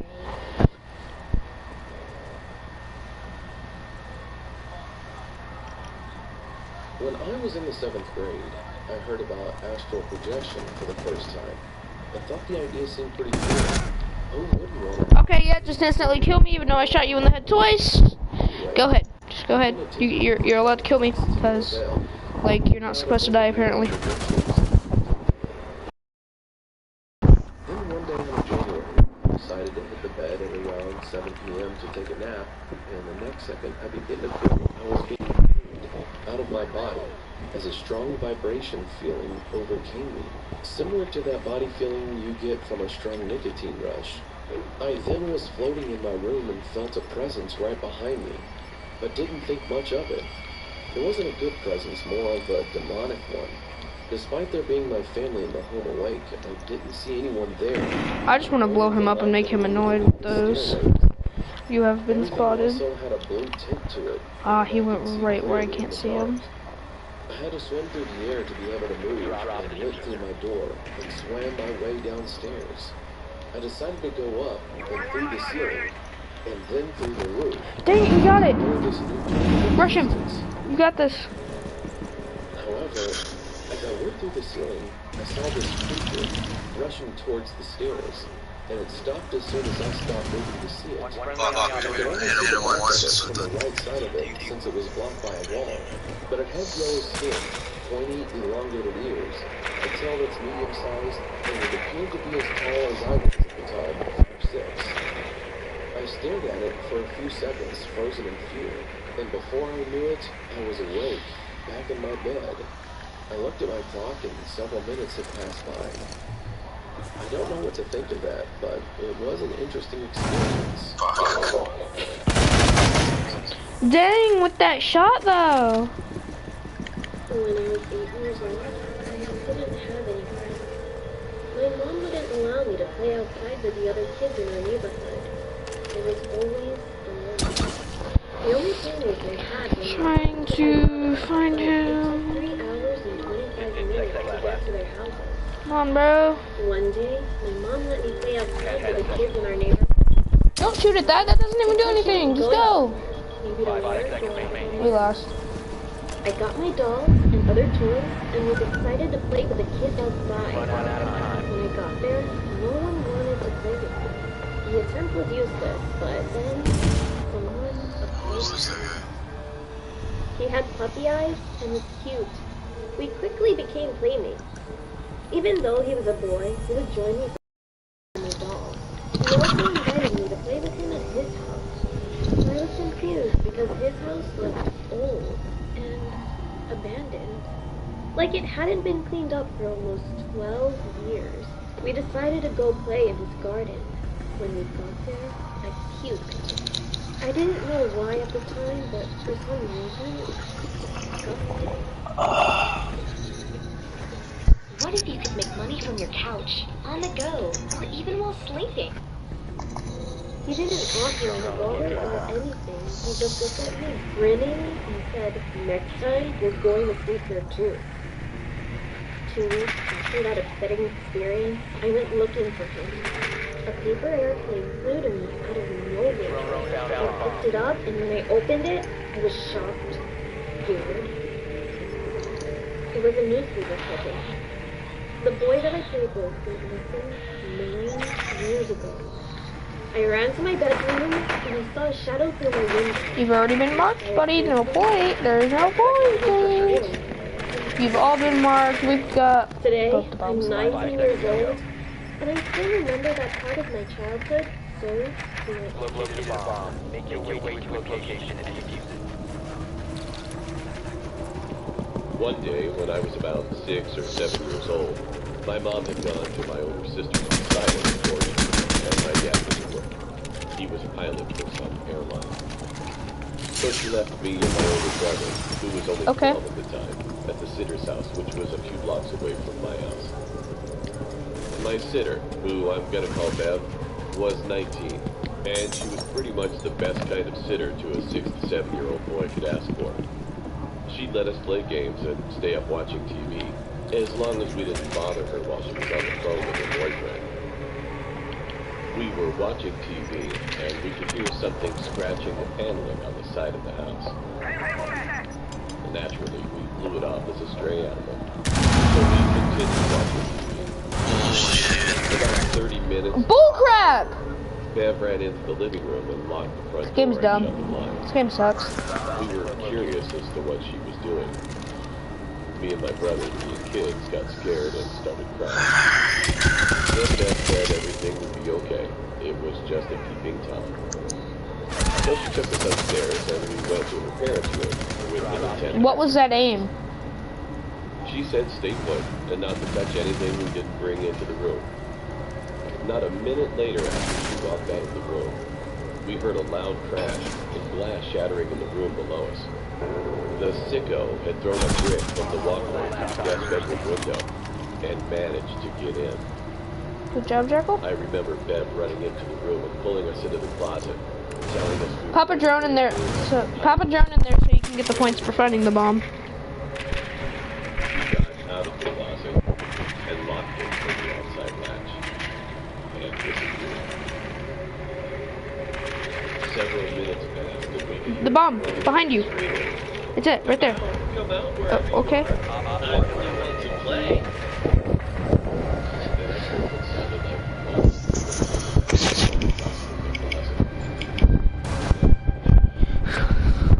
and I heard Bev yelling something at the man. It was something like, "The police are on their way. You better get out of my fucking house now." Then we could hear loud, heavy footsteps sprinting out of the room, and then sirens wailing in the distance. Bev shrieked, and we heard a loud thud on the ground below us. Bev had managed to find an old wooden bat. As the man turned a corner to go out the front door, Bev swung the bat as hard as she could, knocking the man to the floor.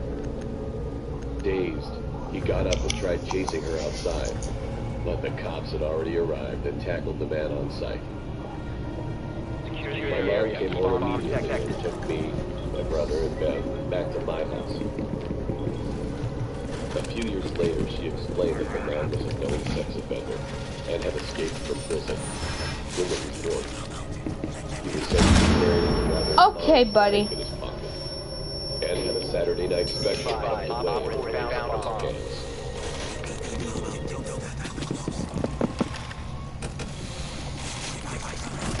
It happened last year in 2018 when I was still in my second year. Did I get it? It was early as March then I was in school. I'm gonna know drone club. I gotta like Just impact. playing some Joy's game on my laptop. I connected it to the projector for all of them to see.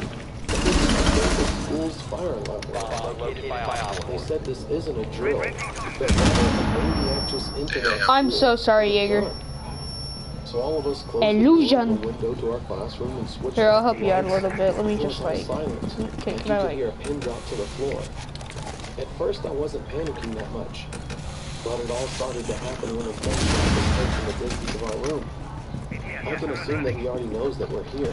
We are the closest room from the entry hall. Every single one of my classmates was crying. I'm the tallest and oldest. Some of them are 16, and some of them are 15, 14, and another one is 12. So I thought, I'm the oldest. I should protect them. And I was like that. So then I grabbed the fire extinguisher in our room, because every single room in my school had a fire blanket and a fire extinguisher, just in case of a fire. I had a stupid plan inside my head that I'll spray him with a fire extinguisher. So, and I opened our room door. I came across it. He was a middle-aged man, wearing a white tank and black slacks. He was holding a .44 Magnum caliber revolver. At first, we were having a quick draw match, like that. He grabbed his gun first, and pulls the trigger. I can feel my heart beating fast, and just then he aimed the gun at me, but it didn't shoot at all. He forgot to cock his gun, so then it's my chance to hit him with a fire extinguisher and knock him out. After that, the police arrived and every I hate this game. with their families. After this stream, I'm getting off. I'm wondering, what could have I'm not getting back on for a few hours. and shoot me first?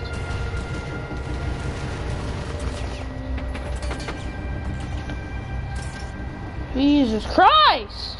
My name is Magda, and I'm 26 years old. I work in an office in the city. On the weekends, I used to love to get away from all the hustle and bustle and take a trip to the countryside.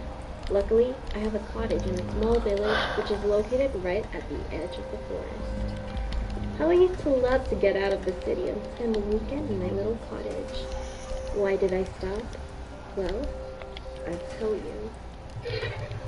After a hard week at work, I needed to rest, so I decided to get out of town. I went home, packed my bags, threw them in the trunk, and drove off. When I arrived in the village, it was late in the evening and I was tired from the long drive. I went straight to bed and fell asleep quickly. In the middle of the night, I was awakened by the sound of my car alarm going off.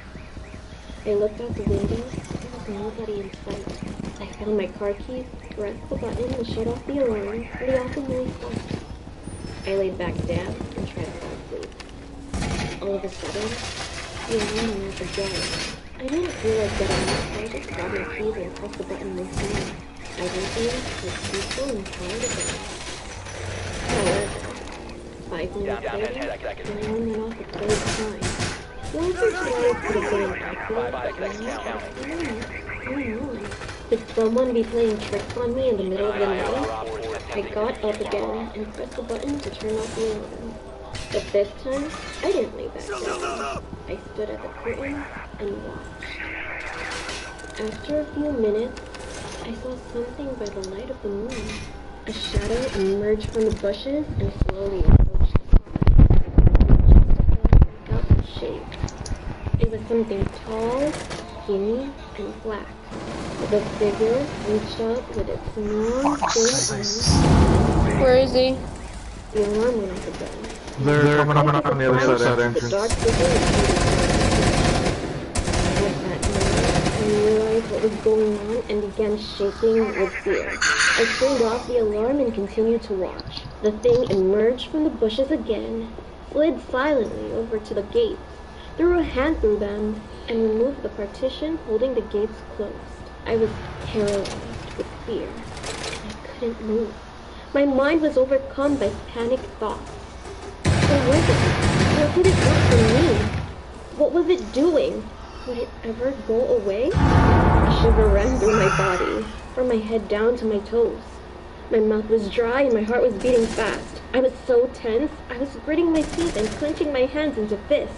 I regained control of myself and ran down the stairs. Two horse stories animated. To the ground floor.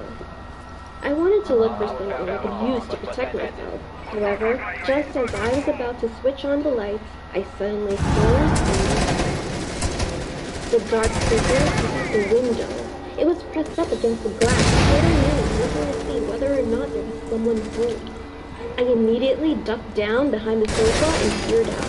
And that's when I realized what all those tricks with the car were for. It was trying to lure its victim outside. I couldn't take my eyes off its hideous face. Its skin was the color of ash and covered with wrinkles. Its eyes were small, beady, and completely black. Instead of it having a nose, there were 2 ragged holes. It didn't have any lips, just 2 rows of sharp, yellow teeth. Help, help, help, help! It was so heavy and How? the window. Holy fuck, It wasn't going Sorry. to go away. This game's just trash. I would have I really hate this game. I really am about to quit. If I wasn't doing this stream, then I probably would just leave. The handle began to twitch wildly up and down. The creature emitted a chilling sound. It was not like a human voice. It was a deep, beastly growl, like an angry dog chewing on a bone. I knew that if it heard me, it would keep trying until it found a way to get into the house. I crouched down behind the sofa, hiding in the shadows and desperately trying not to make a sound. Tears began involuntarily streaming down my face. Yeah, Black Ice and Royal. I could feel my pulse pounding in my temples, and I was shaking with relief. Just thinking about it. I don't know how long I could. But you don't even have a kill. I must have been passed out. When I woke up and looked out the window, the creature was gone. The door was still in place, and everything seemed to count. I've never been so relieved in my life. I ran upstairs and looked out the window. It was light outside, and there was no sign of anything wrong. Taking a chance, I grabbed my keys, and without stopping to collect any of my things, I ran out to the car. I jumped in, locked the doors, and drove away from the village as fast as I could. I didn't stop driving until I got back to the city. When I got back to my apartment, I turned on the radio and heard a news report. The announcer said that, in the village, the dead bodies of 2 girls had been discovered. Their corpses had been mutilated and dumped in a swamp. I guess the creature found what it was looking for. I don't want to, but I am curious to know. What would have happened if I didn't make the right decision of sprinting?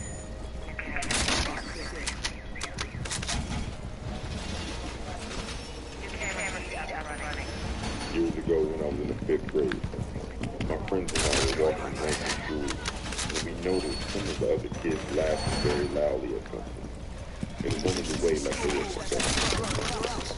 We looked back, and they were laughing at this woman who was walking behind them. We didn't know why, because we saw her every day when we were walking home from school. No, why would you shoot it? Oh wait, no, why would you shoot it? We never even seen her again. Idiot!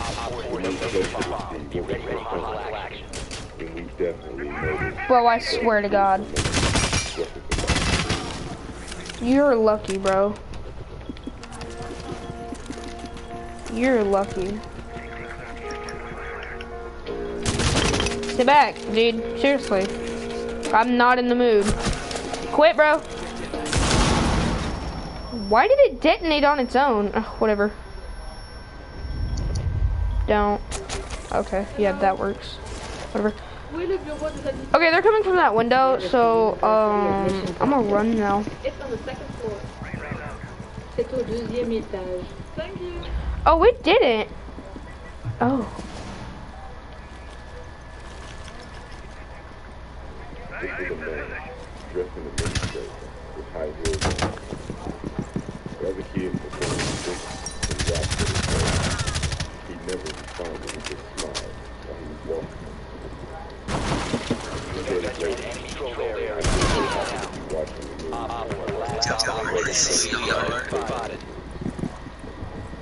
My friend who lived around the corner was getting her mail when she saw the man across the street watching her. He waved and he started sticking across the street like a little girl. While loud, just brush him. she was one of the kids that were right there.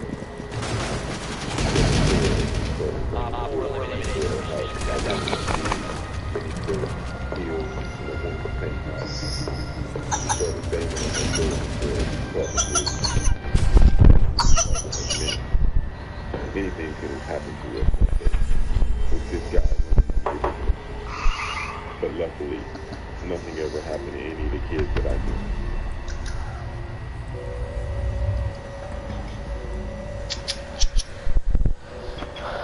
This story happened when I was 18 years old and a senior in high school. It was an ordinary night. My dad worked shift, so we all decided to... Alright, about 2 more rounds. If we win the next 2, then I should be good, and I should buy the operator. I should have enough to buy the operator after the next 2 rounds if we win. The bathroom's door was across from the bed.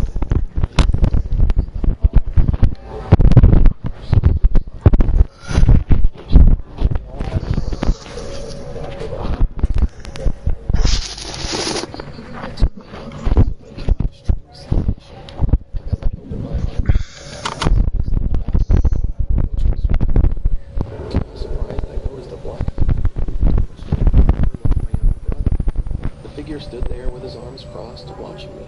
However, his eyes were shut. At that moment, I froze. I couldn't move from the bed, and I was scared that if he opened his eyes, he would have red or bloodshot eyes. I decided to quietly turn my head to the other side of the bed to see if it was indeed my brother.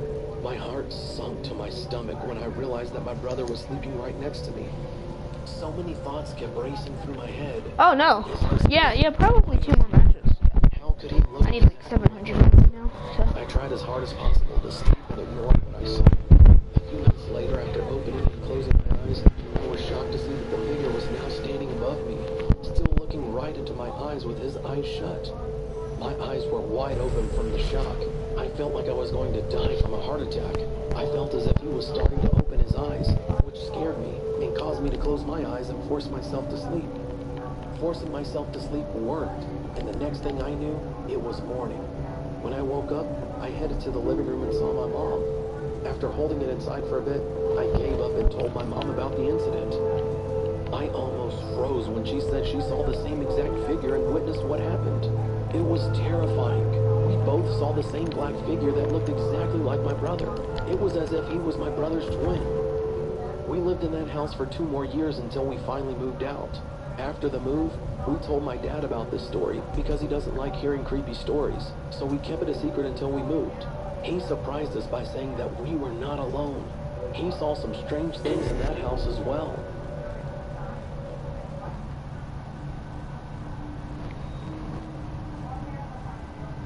When you think of Counter-Strike Global Offensive, the last thing you'd think of was a horror story. But yet, here I am. It was the summer of 2014, and I was bored and home alone, so naturally I hopped on CSGO.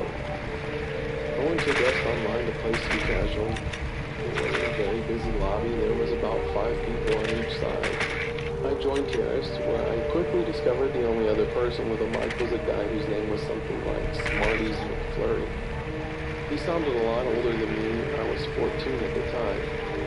His name was Dave, and we got along well, and we played good together, since we had the same number of skill. We eventually played more CSGO together, and then friended each other on Steam. After that, he asked for some of my social media, and I gave him my Discord and Snapchat. Then on CSGO, Dave suddenly said he had to leave, and we could play more tomorrow. So I got off and watched some TV, and eventually went to sleep on the couch. I was home alone for the night. At like 1 a.m., I awoke and got a glass of water. Then I heard these Snapchat notifications from my phone. We're expecting there to be glass there too. Just got a light, picked it up and saw it was from Dave. I opened it, and it was a picture of my front lawn of the house. The phone and the glass of water fell from my hands to the floor, and my heart began to race. I was suddenly frozen, as if rooted to the spot. The darkness around me seemed to become thicker. I swear I was seeing shadows all around me. Then I heard a knock at the glass. I turned to the back window.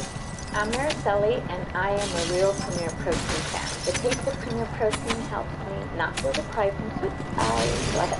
With 30 grams of protein, 160 calories, and just 1 gram of sugar. Premier Protein. Too good to be good.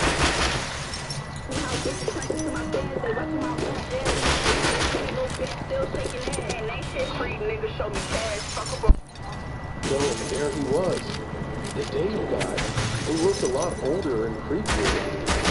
Without thinking, I ran to the back door, locked it. I also locked the front door. I could hear him calling to me through the window. Then I proceeded to run to the only windowless room, the bathroom. I stayed in there for about an hour, shaking and fearing the worst.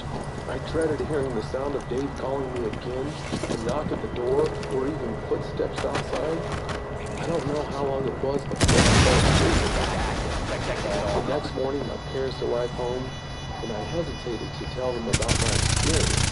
I knew they would drop shit on me, but it wasn't just that. I was questioning whether or not GG's, bro, GG's. I knew I had not been dreaming playing CSGO with him, though. However, when I checked my phone, it was like he didn't exist. He was not on my friends list in CSGO, his Steam account was gone, his Discord was gone, and even his Snapchat was gone. All deleted. To this day, I still question my sanity about whether or not this Dave guy who I played CSGO with really existed. I know for sure we had chatted on the game, on Discord and on Snapchat, but had he really come to my house? And why were all of his online accounts deleted? I really don't know.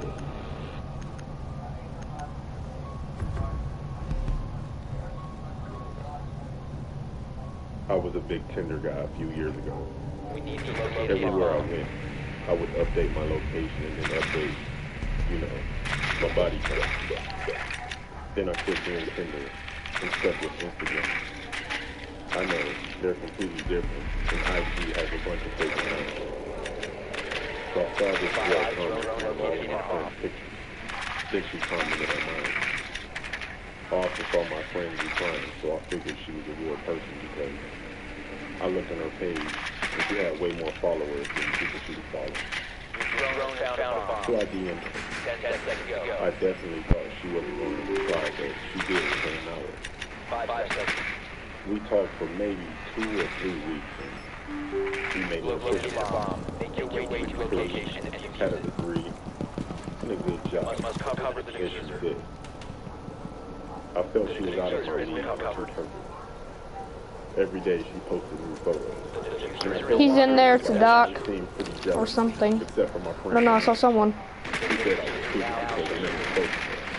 And I only messaged her. She invited me. No, it's Val. Brian told me to don't go. The rest of my friends said don't have it, and they would laugh. So I went over there, but not without Ryan calling me a clown first. The GPS says she lived about an hour away. When I first got Main door. Yep, I know. in a nice neighborhood. But when I got there were people everywhere, and the neighborhood was not that nice. When I stopped at the stop sign at the corner, people walked up to my window and asked me, what do I need? But I pulled off really fast and got to the house. It was a duplex, so I mentioned her, and she said to come up the stairs. It was about 9 at night, and people were everywhere just standing around. I knocked on the door, and I was definitely excited. The door opened, and to my surprise, it was a white guy with a patchy beard. Everywhere, including his head, with a tank top on. I asked if Lisa home, and he said, yeah, come in. When I walked in, I was immediately hit with a musty smell mixed with cheese. He told me to sit down, and he sat down across from me on the couch. He said she'll be out soon. He asked me did I want something. How? This game is trash!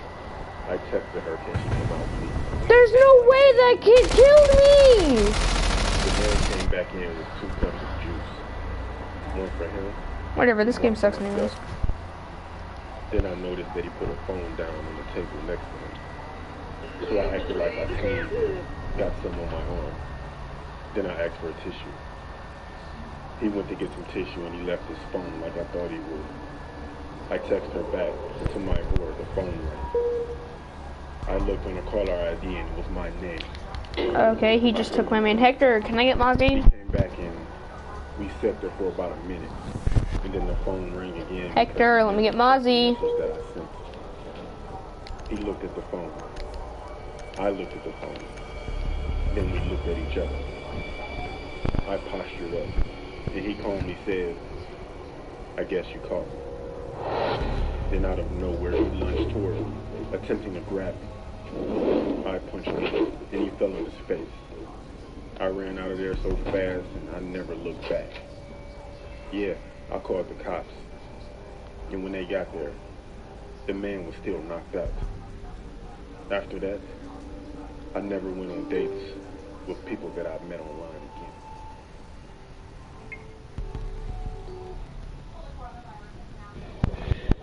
Protect the bombs. This story is totally true.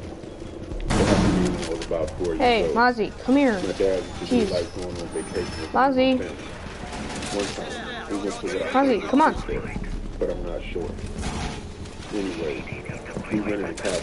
What are you even I doing? don't remember much, but I remember the inside of the cabin.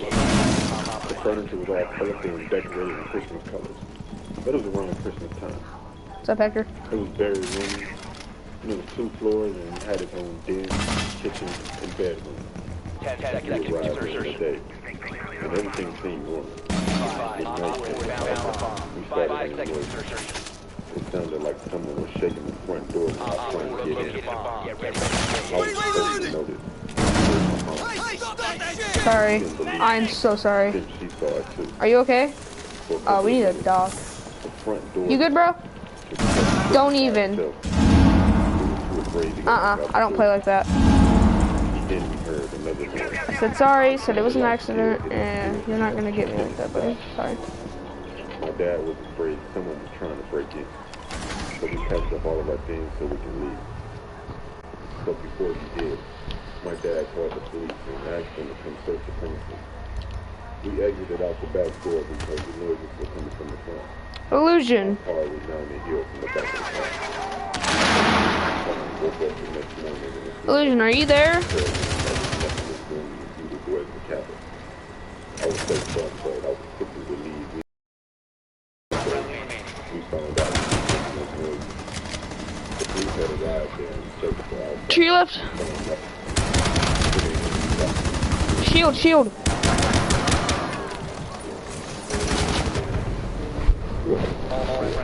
You should have known he was coming in from behind you. You like literally shot at him. He had black eyes as well.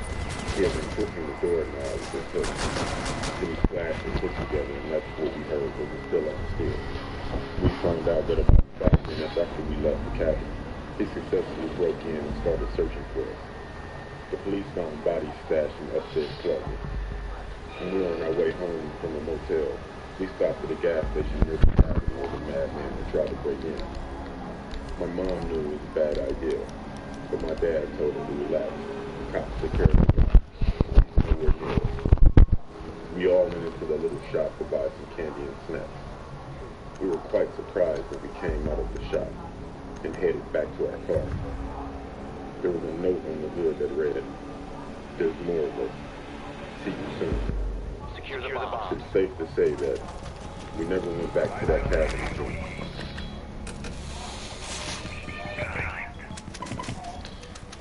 What's that Hector guy? Hector. We cool, bro. We cool, Hector.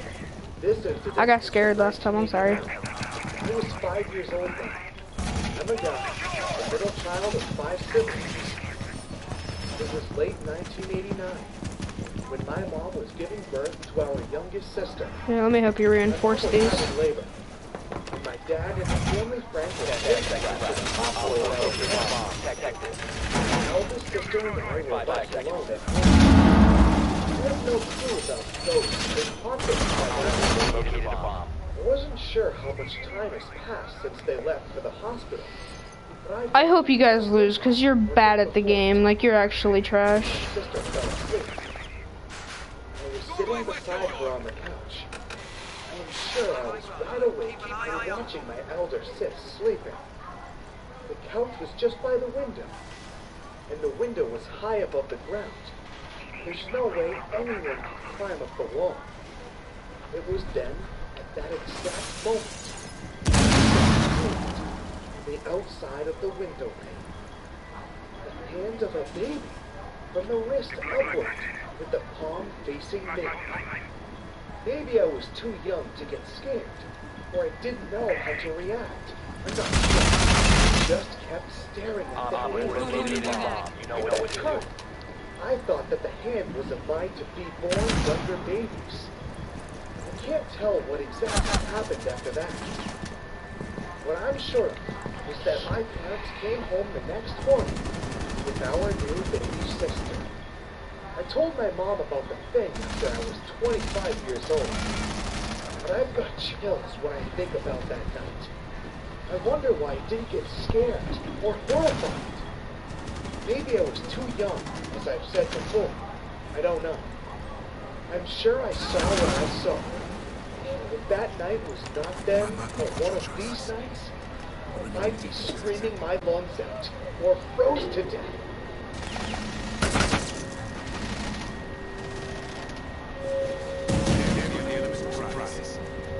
I have 3 sisters, Crystal, Kiara, and Melissa. I'm the youngest. Growing up, we lived in a haunted house. In fact, the neighborhood was all the neighbors had experiences. Apparently, it was all built over a military grave site, but I'm not sure how true that is.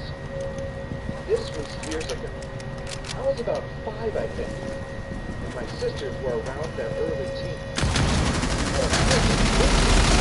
While Billy was staying over. He's the same age as my sister. We used to play hide and seek with all the lights in the house turned on. Apart from any We lost. Maybe. So this night, Nope. We won. the only source of flashlight that the seeker had. Crystal was usually found quickly because she still had, really long, curly red hair, and it almost glowed bright orange in the light. Kiara has long, straight blonde hair, so she was found quickly too. But Melissa and I have black hair, so we could blend in better. However, this night, Kiara was the seeker.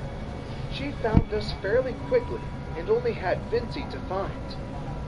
So she went to our parents' room and shined the light inside. Hector, let me get Mozzie. Our parents had 2 white wardrobes that were attached on either side of a white dressing table, with a mirror on top of it. Kiara could see one of the wardrobe doors was slightly opened, and inside of it... Wait, I don't want the shotguns. She could see eyes staring out at her. She laughed and shouted, "Found you, Vincy!" But the eyes didn't move. They just stared at her. "I see you, Vincy!" She laughed again. Hey, Suddenly, Illusion. inside of the room, Can you come here if you can hear me? flew open. Come here if you can hear me. Okay. Will you... Wait. Come right in front of me if you can hear me, Illusion. Right here in front of me. Illusion, turn around and come here if you can hear me. The eyes were still there, wide and staring at Vincy. Okay, will you just kill this kid right here? This one. Screamed and quickly turned on the room lights. 5 seconds. They could both now see that the wardrobe was empty. Put it like right here. No cuts. Hey, Loco, come here. Hide and seek Come in here. the dark. Put it like on this table, if you can, if that's possible. It is nice.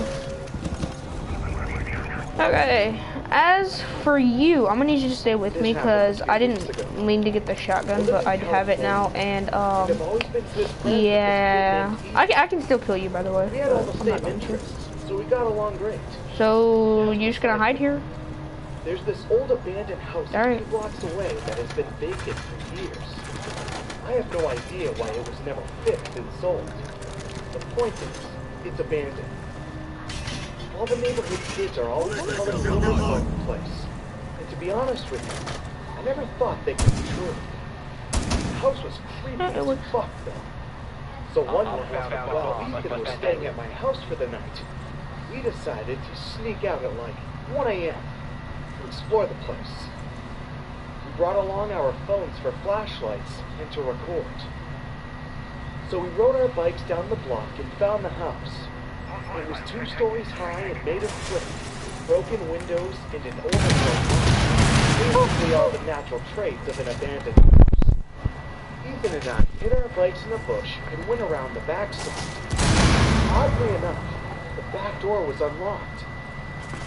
One of the rumors is that local homeless people, drug addicts, and gang members all hang out here. So the fact that someone seemed to have been here kind of freaked us out. Inside, it smelled like shit. It was so dark that if it weren't for our flashlights, we'd definitely... Why? Through what appeared to be a kitchen, around through a living room. This game sucks! Just as we were about to go upstairs, there was a sudden, loud thump. Ethan and I both jumped and stood. I think someone's up there. I whispered to Ethan. No kidding. He said, "Just check it out." "You fucking crazy?" I said. But Ethan either didn't hear or ignored me, as he was already halfway up the stairs. As much as I did not want to go up there, I decided to anyways because there was no way in hell I was staying down in the dark alone. We got upstairs and heard an identical thump in the hall. I wish you would have killed someone with that. That would have been dope. I reluctantly followed Ethan down there. We approached the doorway and glanced through to see someone standing by the window. It was so dark. He had black eyes. We knew we were here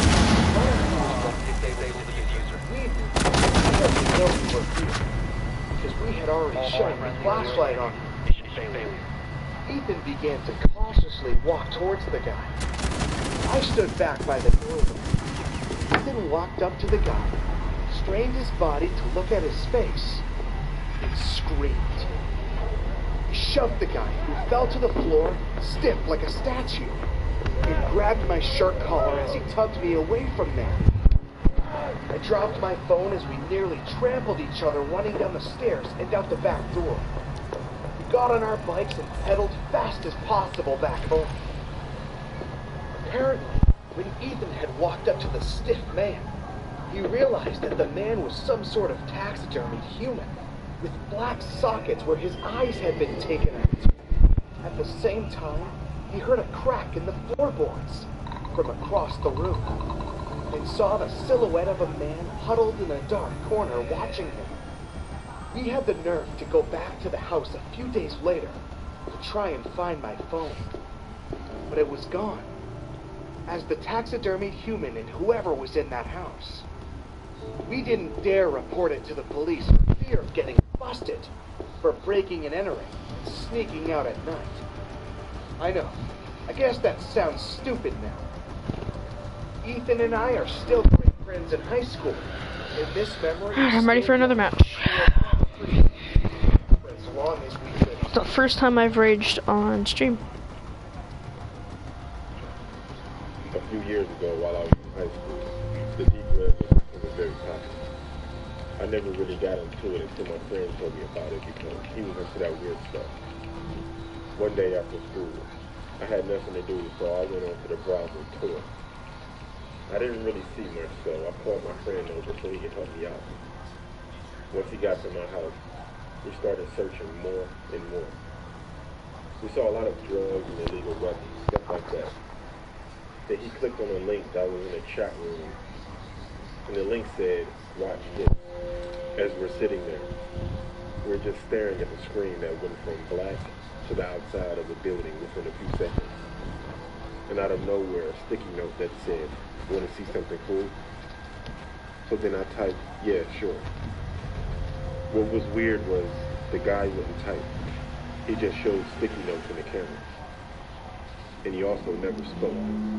All of a sudden, the camera started moving toward the building that it was facing. As we're watching him move toward the building, we noticed that the building was in our neighborhood. Then he quit moving and put another sticky note that said LOL. That kind of creeped me out. Then a person entered the building, which was eerily dark. The camera stopped at a padlocked door and then unlocked it and opened it. The camera moved toward the back of this dark room. There was a dog on the floor. Now at this point, the camera was on the table. A few moments later, whoever the person was that was holding the camera. Tell me what happened to my grandfather. Everyone has possible motives. What do you think one of us killed him? Put something in the bowl that looked like just slop. Honestly, it looked like feces. Then you hear another door open, and a girl crying in the background, along with a chain dragging. This girl shows up in the camera crying, with a chain around her neck. Then the guy shoved her face in the bowl and put the sticky note in front of the camera that said, "Cool, right?" Then the screen goes black. We sat there for about 10 minutes in disbelief, but the stream was still loud. Then out of nowhere, the camera was back in. Then it was in the corner of my street. Then another sticky note that said, 545 East 99th Street off the first floor. That was my address. Then another sticky note that said, "Open the door." We sat there confused, then out of nowhere, I knocked at the door. I grabbed my phone, jumped up, and we both ran to the back door. Then we heard a knock at that door right before I grabbed the door. At that point, we had someone at the back door and someone at the front door. We were stuck. Critical thinking wasn't my strength. We ran upstairs, called the cops, and locked ourselves in my room. The cops showed up, but no one was outside. Only items the cops found were 100 sticky notes, all with my address written on. I told the cops about the building with the girl, and they found me. The girl was 14 and had been missing for 5 weeks. We moved out of that house within a week. But I would never visit the deep, but it felt bad.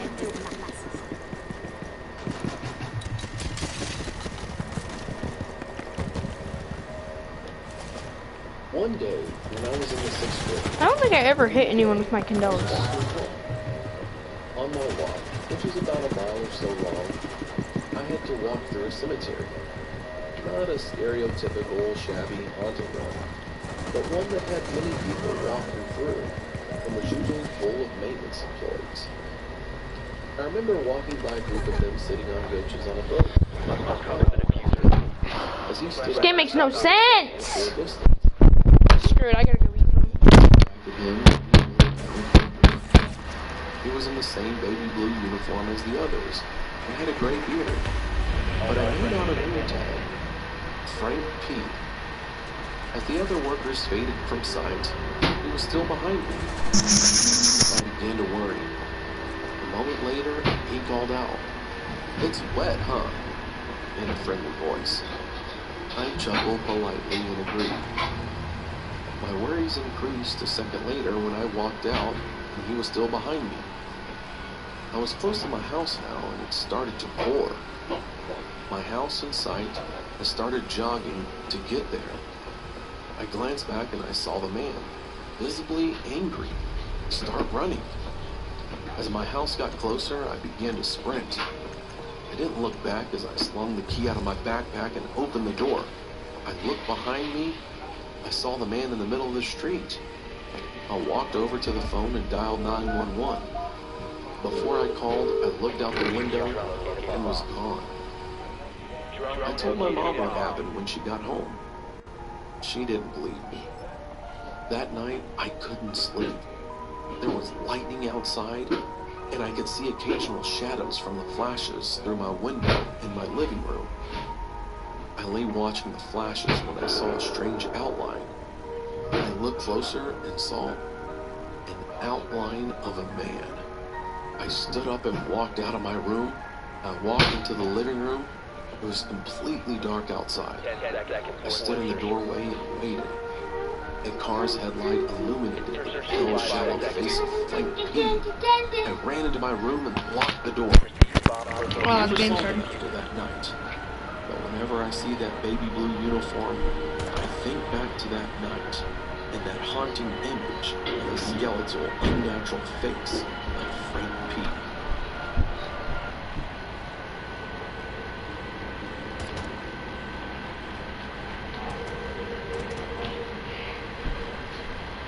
This is a true horrifying incident that happened to me when I was very young. The year was 2007, and I was an 8-year-old girl studying at a primary school. The school was old, and it was built after the war and Japanese invasion in my country.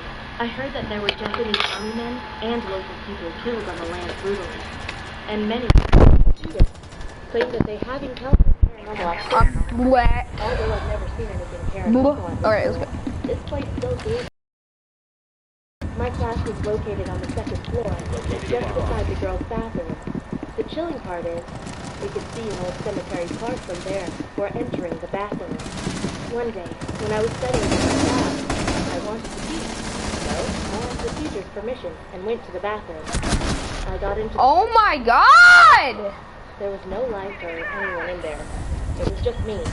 I hate this game. I really freaking hate this game, like it's trash.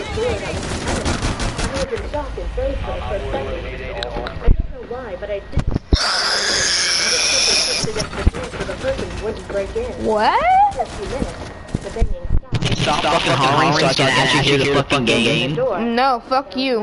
Go away. No, fuck you. Holy shit, I can't fucking hear whenever someone's walking right next to me. Broad shoulders and chocolate skin. Don't care, kid. Keep crying. I'm not fucking crying, you are. Have you heard yourself? Like, holy shit. Just mute me then. And he actually sat near me. Jesus Christ. After he saw me go out of the bathroom, he followed me. And that was him inside.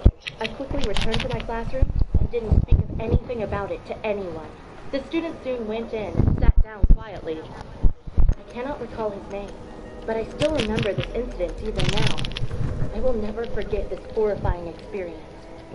I wonder what would have happened to me if I didn't lock the door, or if he had successfully broke in that day. Are you watching one of those creepy videos? Yes, I am. This happened a few months ago when my family and I were driving back from my home. I'm watching YouTube while making a YouTube video. Slowly starting to set as we continued driving. Yep. As my mom started to get tired of driving, my dad spotted a Mexican car that was pushed back. Ooh, drunk. My mom pulled over and we walked towards the house. The place seemed small. and about seeing Gotcha. my dad asked the lady at the front desk if there were any spare rooms that we could stay in. The lady surprisingly said yes, but that our shower was broken and that unfortunately they wouldn't be able to fix it. But she said we could use the community shower on the second floor. We took the elevator today, into buddies. our room and sat down ourselves. Well, I was about to pick that up, but it just smashed me. That's free. To the showers, I realized they were much different than normal showers. To start off, there was a door connecting the boys' community showers to the girls' community showers. Secondly, instead of shower curtains, we had glass doors. So much for privacy. As I looked around, I realized... Which one of you was it that came in here cussing at an 11-year-old again? I thought to myself, if I took a big shower, I wouldn't have to worry about anyone breaking in. I hopped in and washed up. As time went on, the glass started to get very heavy, and I didn't see anything outside. The door that connected the boys' shower to the girls' shower open. Why the hell would a boy want to come in here? I didn't see anything, I decided to wipe my hands on the door to get rid of the fog.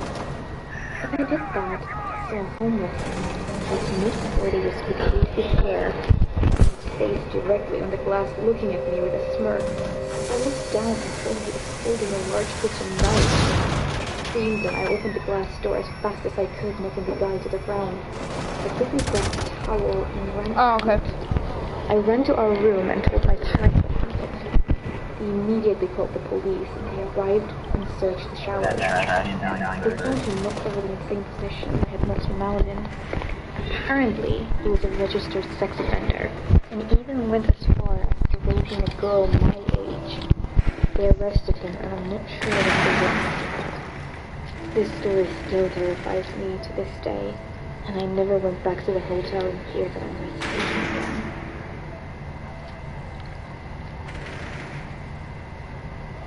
My name is Victor, and I'm 23 years old. I have a story that happened to me when I was 17. I'm Victor, and I'm a pedophile. I worked as a carpenter at a local building company. Oh. And this happened at the period when I was a trainee for the same company.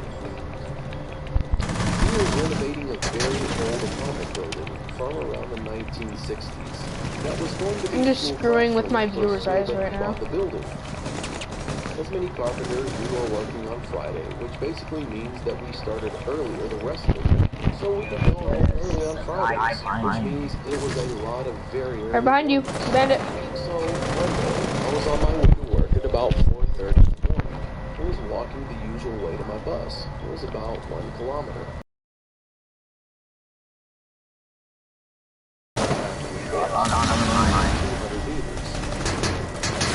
By this time in the morning, it was still pitch black, because it was winter and I live in Sweden. So the path through the forest was like... So I grabbed an old forest highway and began walking the small path. About halfway up the path, I heard a crackling. You watch your right. There's a guy on your right.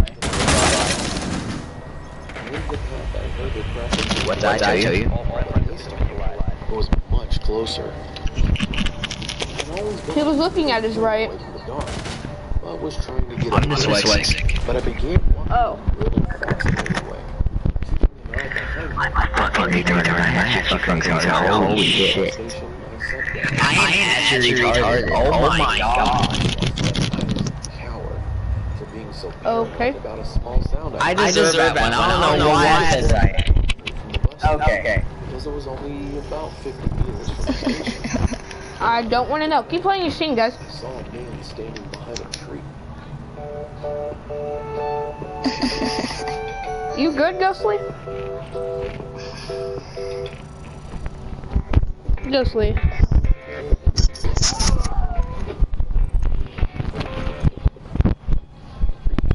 Right under a street light, about 10 meters to the right of the path. And he was clearly watching me.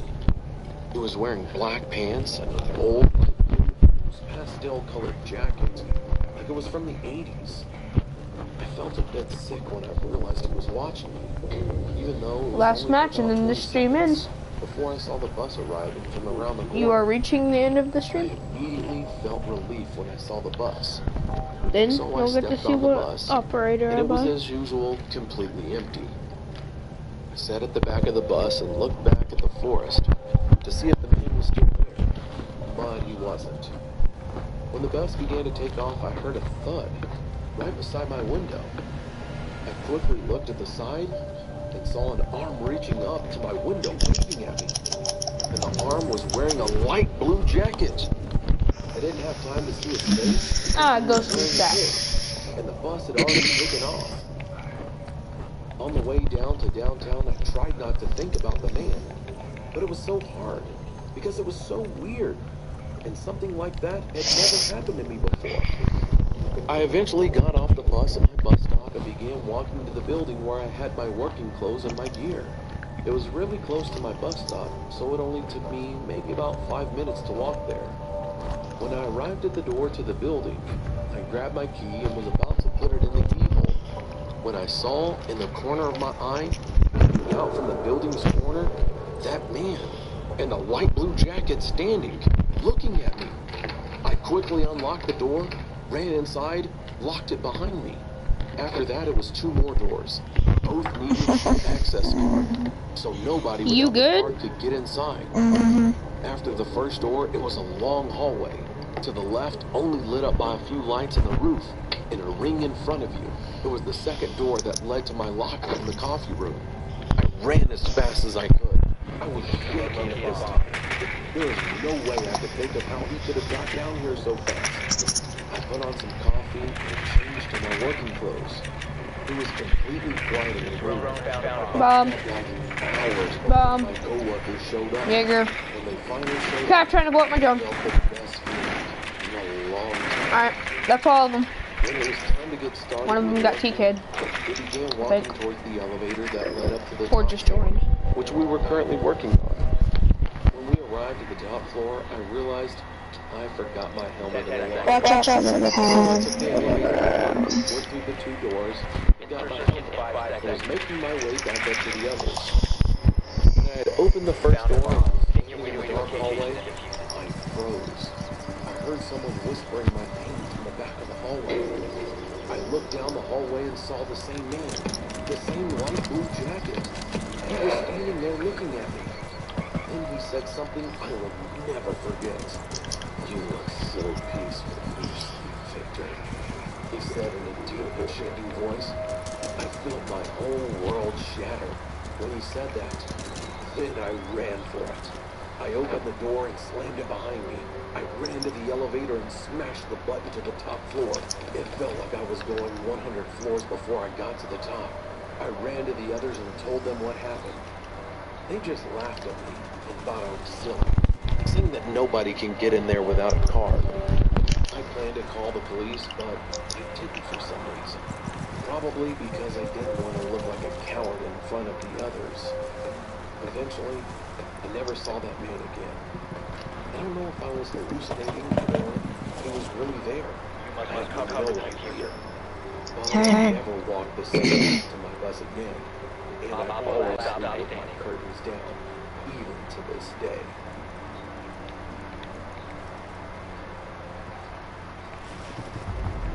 We won. I was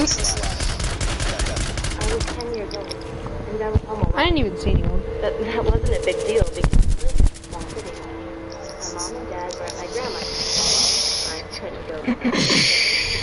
It was around 9 p.m. when I was about to go to sleep. My room was really small, and it only had one window facing my bed. That window to me was kind of scary, because when you're a little kid, your imagination can sometimes go wild. At that time, it wasn't my imagination though.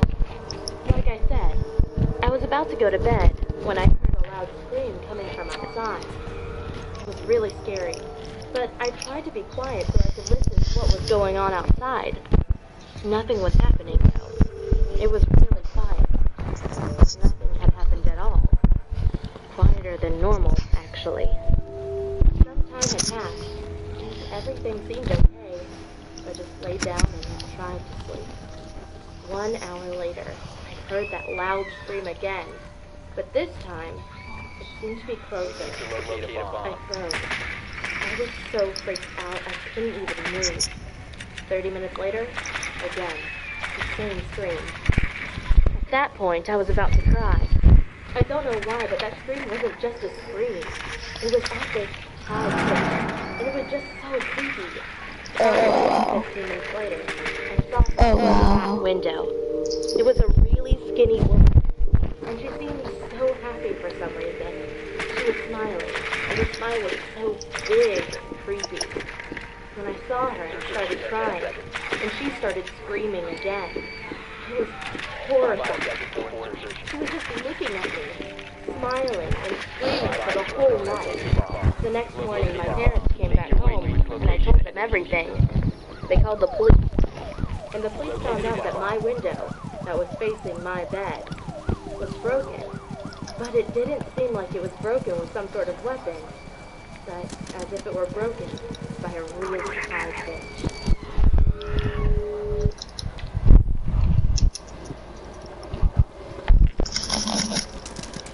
I was 10 at the time this happened. I loved my bedroom, since it had a TV, a bed, and a closet, with my computer on my desk. One night when I was sleeping, I heard a noise coming from my closet, which kind of woke me up. I didn't mind it at all because I was still trying to fall back to sleep to go to school tomorrow. Hold up. 3 hours later, after I woke up and ate breakfast, Buff, you really didn't see this cam up here? my bag in my bedroom for school. When I got in my room and packed my Did I kill him? Oh, what's up? I looked at the window and saw some tall black figure with a hoodie outside of my bedroom window. My heart dropped. And when I said, "Who in the world is that?" the figure ran away. I didn't see the figure's face since he was wearing a black hood. And it was a little dark outside since it was 5 a.m. in the morning. After I came back from school, I was on my phone, researching for my school project. Suddenly, I heard a loud tap on the window. It was that figure again, and this time, I saw his face. He was a man in his late 40s. He had wrinkly skin and had black hair.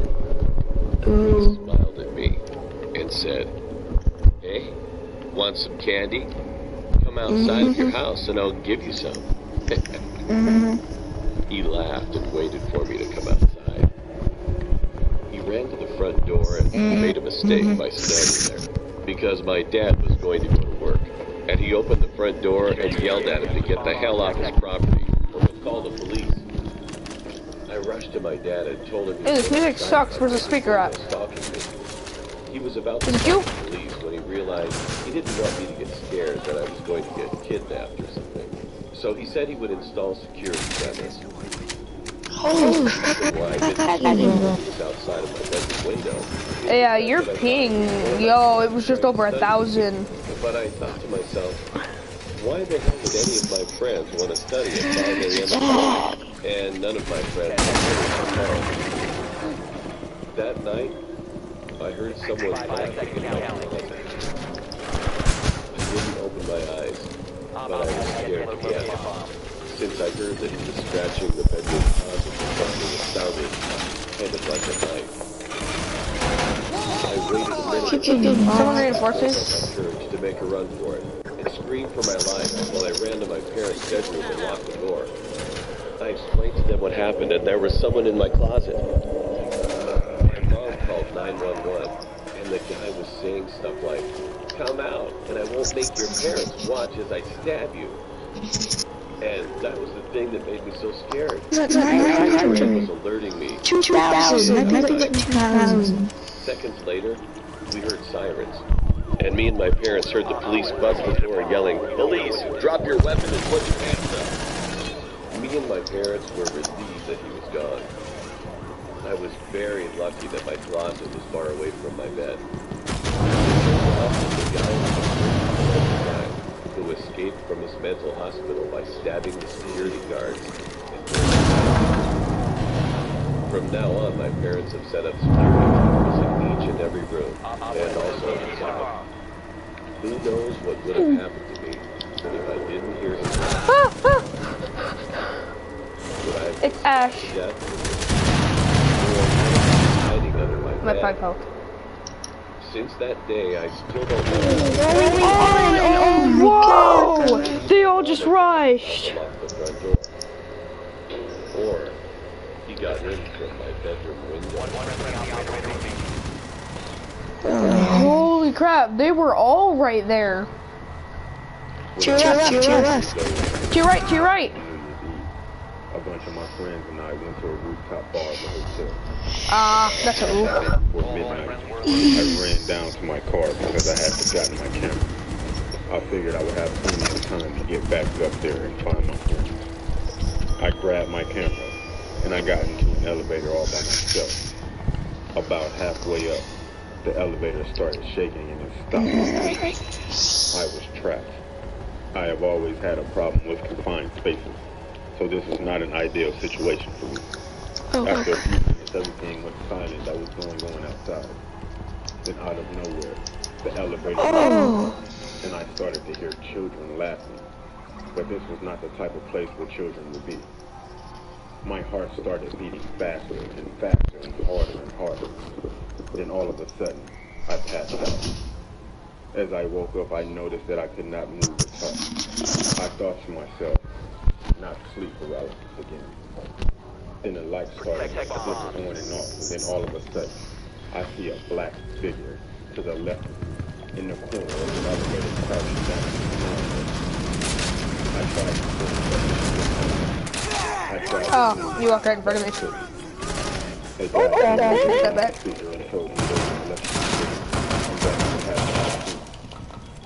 Dang, bro. So the security guard looked like I was just drunk. I guess they figured I was drunk being that soon. Anyway, every attempt to scream that made that figure just start laughing. This whole time the lights are flickering. Then all of a sudden, for New Year's, 10. The dark figure is staring at me. And now with a menacing smile, with 10 fingers on it.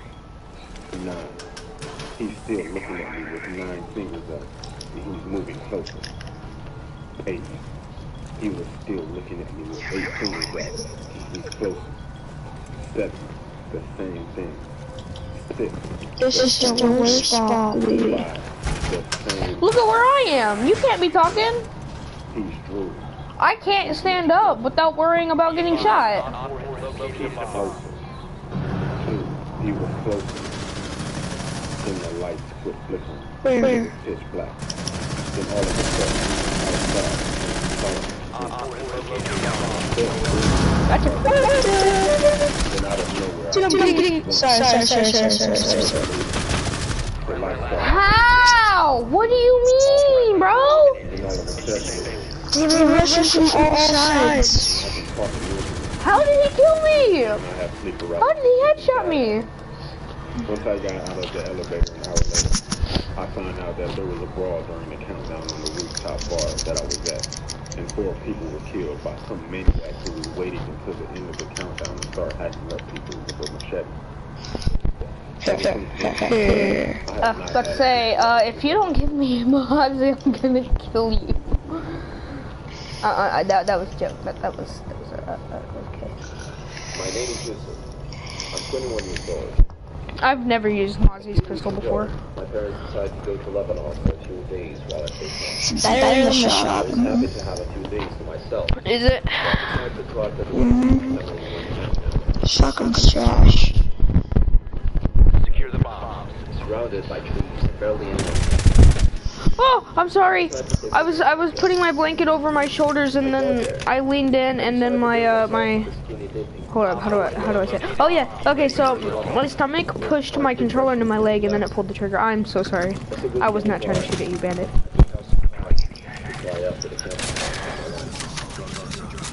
My drone. I dared myself to keep my powers. I would never get another chance like this. As I woke up, I was shocked. My towel was gone. I couldn't. How do you yeet that though? Where'd my thing go? Oh god, it blended in so well.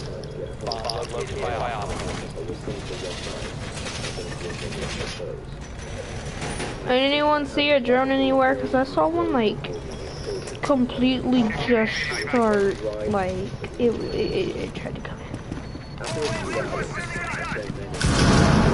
Got one. Uh-oh. That was easy. That's trouble. Crap. I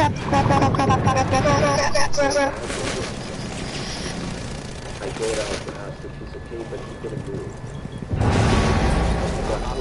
Oh.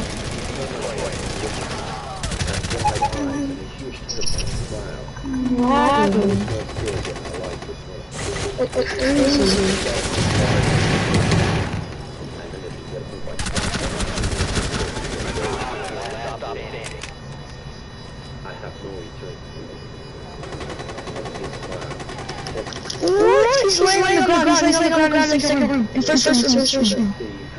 He's laying on the ground. Go get him. Oh my god, bro. In there, yes. You're right. He's laying on the ground. Or he was. Oh. One night, I had an order in the town where my college is located. This kid, bro. Urban city, northwest of my home city. Yeah, couldn't even kill me. Look how bad he is. This call occurred during one of my coworkers and I was very which is just before the news that I begrudgingly took the peak car and plugged that into the GPS. That the house was located off on a back road where it looked like a sparsely populated area. Not thinking much of this. I took 315. Alright guys, well that's the end of this stream. Ghostly, did you send me a friend request? I drove through some subdevelopment. Oh, okay. I'm gonna keep playing Steam, you do the same. The GPS that I had to write. Okay, and then I'm gonna have you send me a friend request, and then I have to leave. And then I'm going to buy the operator, because I promised my viewers that I was gonna buy an operator. And I told him to watch the end. So I'm gonna buy the operator and then okay, he can't even she can't he play I don't even know. He me play I don't know. Closer to the shed, I heard a rustling in the bushes next to the driveway. Notifications. Then I heard a man whisper, what do we got? 44. At that point, out of the bushes, and two other men but I need it. were carrying knives and were wearing these long robes and white masks. Give it, I want it, how do I get it? I'm gonna have to collect that with you guys when I end the stream. My arm. As I escaped, I could see the assailant standing in the middle of the road looking pissed. I probably drove 90 miles per hour on the way back. When I got to the shop, everyone looked shocked. After explaining everything to them, we contacted the police and dispatched a few officers to the house. When they got there, the assailants were gone. They found some drug paraphernalia in the shed, and some ropes and some weird torture equipment.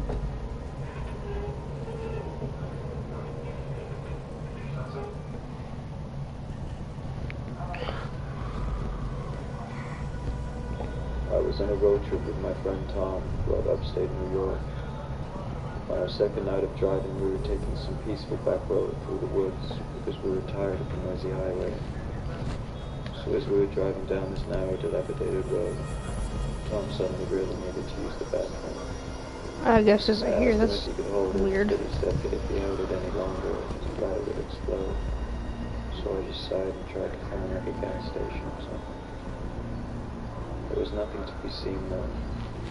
So I was thinking about pulling over and letting him piss in the woods, but finally I saw lights cutting through the darkness up ahead. It was a 7-Eleven. Alright guys. Here it is. The big reveal. Now it's gonna be an attacker. It's gonna be so purpose and one purpose only. It's gonna be Duckabee. And that one purpose is let me buy her and then I'll show you. As I was walking through the store examining everything on the watch shelves, this. I felt a tingly feeling in my neck, like I was being watched. Now. I turned around and saw a bearded man in a yellow suit. the Boss G. I rolled my eyes, picked up the package. This is a long-range shotgun. Looking at the dartboard. It's one shots. It's only got 2 shots in the gun, but it one shots and it's got a lot of ammo. It's the only reason I want this up. So this is the big reveal. The operator that I wanted.